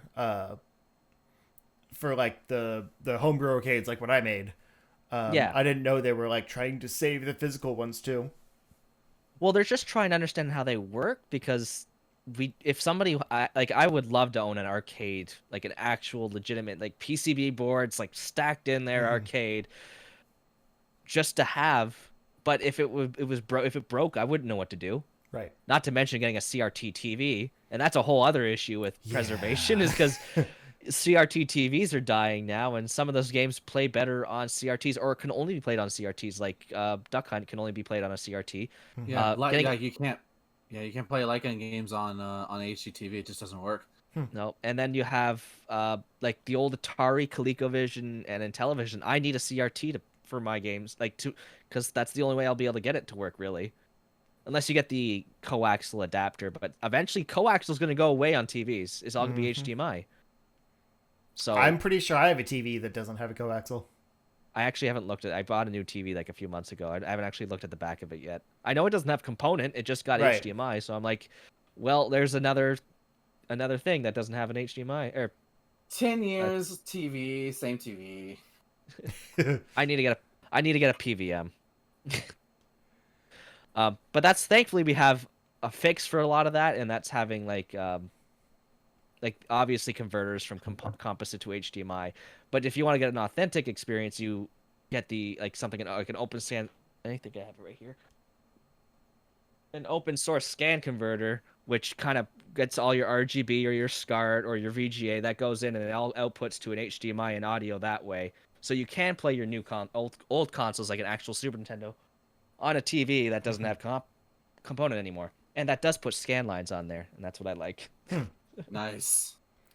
Someone's always got our back with this stuff. Yeah, and thankfully, because I'm not like I know about a lot of this stuff, but if you ask me like all the technical electrical chipset about all this, I'd be like, because I've been buying games just to collect, but now I'm just starting in the last few months to get into preserving, because I'm looking at my games and I'm going, like, I don't know when they're gonna die, Right. and I want to back them up. And I know there's lots of backed up already online, but I don't know who's touched them. At least these I know are clean. Yeah. I go through Vim's Lair because that's specifically a preservation site, so I know they're safe. I started downloading from Vim's Lair, I swear, in like 2000, and I found them again just like I guess at the beginning of this year again, and I'm like, this thing's still alive. Yeah. I Very could solid. not believe it. It's like that's where I go for all my, like, if I need to get an emulator for my buddy because he emulates his stuff when he streams. It's like that's clean. I've never found a cleaner emulation ROM downloading site other than Vim's. The only problem I usually have is if I need something specific, like, randomizers need like the exact like 1.0 version type thing, or if it's something too new, because it is preservation, so they tend to focus on retro, because that's for, legacy rather than just not having to buy a new game. But I don't do a lot of that anymore. I used to pirate everything. Like, I only played games because I was too poor to get the games on GBA and stuff back in the day. I completely am fine with that. I'm sorry, when I was a 14-year-old boy, I didn't have money for a Game Boy Oh yeah, Advance, and my parents were gonna buy one for me. Like, I'm gonna emulate. Like, I'm sorry, giant Nintendo, you're getting $1 billion from a bunch of other rich consumers that have rich parents. Let me, poor me, download this and exactly. emulate it. But now I pretty much like if I want to mod something like with my my Majora's Mask like HD stuff, like I can only do that on PC, so Yeah. I do. And like I found a goofy thing that's like custom models and stuff in Wind Waker that actually makes it like a Pokemon game, which is really Oh my fun. goodness. And like I dabbled with grabbing Breath of the Wild, which is like they have a working Wii U emulator. Grabbing Breath of the Wild and putting some texture mods and stuff in that just to see how it looks. I guess it's more playing around than actually playing them. I think I've seen a video of Breath of the Wild running at 60 frames a second, or Yep, whatever, 60 FPS at 4K. And I was like, I looked at that, I'm like, can I get that, please? you can. I have it. I want that physically though. Oh, yeah, that's fair. Um, but yeah, I just like playing around with that stuff. That's a whole other topic on like PC modding and stuff, which is also fascinating. Well, But I think that's it why I kind like of dump. Yeah. I think it kind of goes into preservation because like when you grab those things for modding, like it's bringing new life into those games that have probably been lost to time. Yeah. So I mean, there's still some merit to it. Well, like with my games that I dump, I go to romhacking.net and I download a bunch of hacks for them. Some Hmm. because I have Super Famicom games that I can't play because I don't read Japanese and I Yeah, don't think I ever will. But I can dump a physical copy of it because it never got released in North America and get a translator on it and translate and play it. exactly. Sure, I'll have to get like an EverDrive for the Super Nintendo, whatever they call them, and then I can play it on actual hardware. Or if there's a few actual soldering people who can like literally apply the translation patch Oof. with a chip on the actual hardware, which I'd Wow. love to do. The No. one that I follow is called Voltar, Voultar. He takes Super Nintendo and Nintendo games. He has like his own custom chip or PCB board with a chip that he buys, and you can reprogram it and put the translated ROM on it and solder it to your actual board and pop it in your Super Nintendo, and it'll play a translated version of the game. That's super cool. Yeah. And it doesn't. The one thing I loved about it, and this is why I liked him, it doesn't harm the original stuff. You can desolder it, and it'll run just like it was never touched. Huh. Nice. That's crazy. So he's preserving everything about it, but allowing English speakers to play a Japanese only game. That's So super cool. I just another assume you have to form. get the ROMs of them because I used to do that all the time, like with Pokemon games before they had worldwide releases. I Yeah. would grab like as soon as there was like a partially translated Japanese version, which was still like months before we'd get the game. I would grab it and just struggle my way through it because I'd get to play the game before anyone else. But that's like a whole other level. Yeah, but I don't know. That's just something that's interesting. Again, that goes with preservation in a Hmm. sense because we're it's preservation, but also introducing something new to like the audience, like a bunch of people who didn't know what like Live Alive was, or Secret of Mana 2, or Seeking Digits 3, or Trial of Mana, however you want to call it. People didn't know what that was till a bunch of ROM hacking got involved, and they're like, oh, but there's a bunch of games we don't know about. Like we had Final Fantasy 3, but it was actually 6. Hmm. So it's actually introducing. It can hopefully bring life back into the new games, or not old games. Bring back life into whatever. Yeah, I know. English language sucks. Yeah, like Oh, we never got the original Star Ocean on the Yeah. Super Nintendo. We never got that here. We got the PSP remake of it, but yeah, that's another example. Or the Dragon Quest game, stuff like that. Hmm. yeah. Like I actually just got a shipped copy of the Star Ocean for Super Famicom this week because it was like $20. I'm like, sure, why not? Hmm. But Nice. the interesting about that game I didn't know is it does not use the same type of PCB build as every other Super Nintendo build.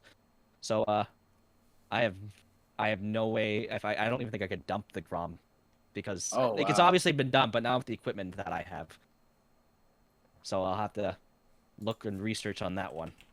because Like it a had like a finagle? built-in like graphics compressor because it was Really? so big. Yeah, it was I like yes, yeah. like it was that and Tales of Fantasia for the Super Nintendo were the biggest games for the for the Famicom, Super Famicom. Hmm. So they Yeah, both there's had like this there's built-in. still some old games that like we never got that I remember vividly and wish I could play. And actually, I haven't checked most of them. I haven't checked to see if like there's updates with like English translations and stuff since. But the one that stands out, I should make sure I remembered the name right. Blood of Bahamut. It was a DS game Oh, from like 2006, 2009. And like we got some trailers and stuff for it. Like it looked super cool. Obviously, there were Japanese trailers, but it was before the English translation, which we never got. yeah. And it's like a multiplayer action role playing game that has kind of like Shadow of Colossus type thing because you're basically like climbing these creatures and like fighting while like your whole way up, and it looks so cool. We never That got looks it. amazing. No, really? I Um, wonder if do they have a translation? right. That's what I want to check now because like this conversation reminded me of this game I haven't thought about in years. And so it's true. Like the preservation aspect, like the way PC has kind of kept things alive and people's minds, and just in modern gaming is insane, and I love it. There is a translation for it. Sorry. There is. Yeah, there is. I will have to grab Uh, that and try it. romhacking.net has it. Okay. All Cool. right. Anything else you want to add to this discussion? 10. This has been really fascinating going through all this. Uh, I don't know. Just people be kind to your games, because you don't know. Like you might like have this old game, like I don't know, the McDonald's DS game, and you're like, ah, whatever, just chuck it. Don't, um, because you don't know what you have, and you don't know if it's been like preserved properly. I don't know what else to say. Like we want to preserve as much as we can, and we make it accessible to everyone, and make sure it's not forgotten to time. Yeah. I still have a copy, like an original GBA copy of Golden Sun that went through the washer once and still works, and I will cherish Nice. that thing forever. Yeah, nice. All right. All right, boys. I think that's gonna do it for tonight's show. Let's go ahead and go around the table. Justin, where can the people find you? You can find me if you look for Zero Score on various parts of the internet: YouTube, Twitch, Twitter, all that good stuff. I've still been streaming here. I keep forgetting this isn't Thomas's channel anymore. um, Technically 3 days a week. I mean, we do the show Mondays, and then I have a multiplayer stream on Thursday and a single player stream on Friday. When we end this, it'll go to my offline screen, which has my stream schedule. So just look at that. And like I said, I'm working on some Ratchet and Clank retrospective stuff for YouTube. So I'm back. And Mr. Tim Button Gamer, where can the people find you at? I'm officially pretty much dead on YouTube. I'm on big hiatus. I've been on hiatus there for years. So if you want to go look at my old stuff, go ahead and find it there. But I do stream Wednesdays at 7:30. I should say Eastern Standard Time, and then Friday I also stream at 8 o'clock Eastern Standard Time. So you can find me on Twitch there, or on my Facebook, because I do multi stream Twitch, whatever, multi stream. Is that it? Yeah. Yeah, Yeah, I think so. multi-stream. Yeah. Yeah. So find me on either Twitch or Facebook there. The 10 Button Gamer. That's it. Awesome. And you can find me at twitter.com/Marvelous Iggy for all things related to the self-proclaimed Marvelous One content. Click the pinned tweet for my video, which is on Hades. Unfortunately, my video for my Marvelous Ramble video on Earthbound will be delayed because of stuff with my grandmother going on right now. It's kind of not in the mood to make it. I will try to have it out by April, but no promises. But I look forward to making that video. Of course, I stream also 3 nights a week on twitch.tv/Iggy2814.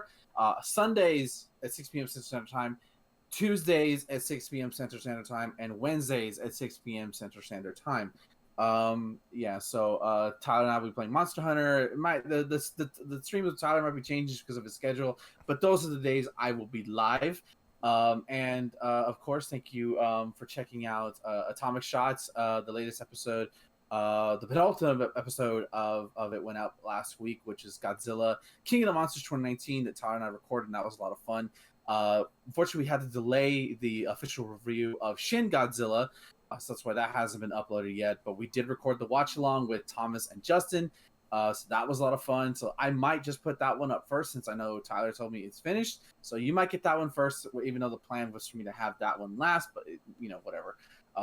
So look forward to the Shin Godzilla watch along, and look forward to Shin Godzilla review. And of course, Tyler and I will be back in the summer for our review of the DC animated movie cinematic universe. Thank you all for listening, everybody watching on. Thank you everybody for watching on Twitch, for coming by. We will see you all next Monday, same time, same charge channel. And remember, guys, no matter what, stay charged. See y'all next week, guys. No matter what. It's a threat.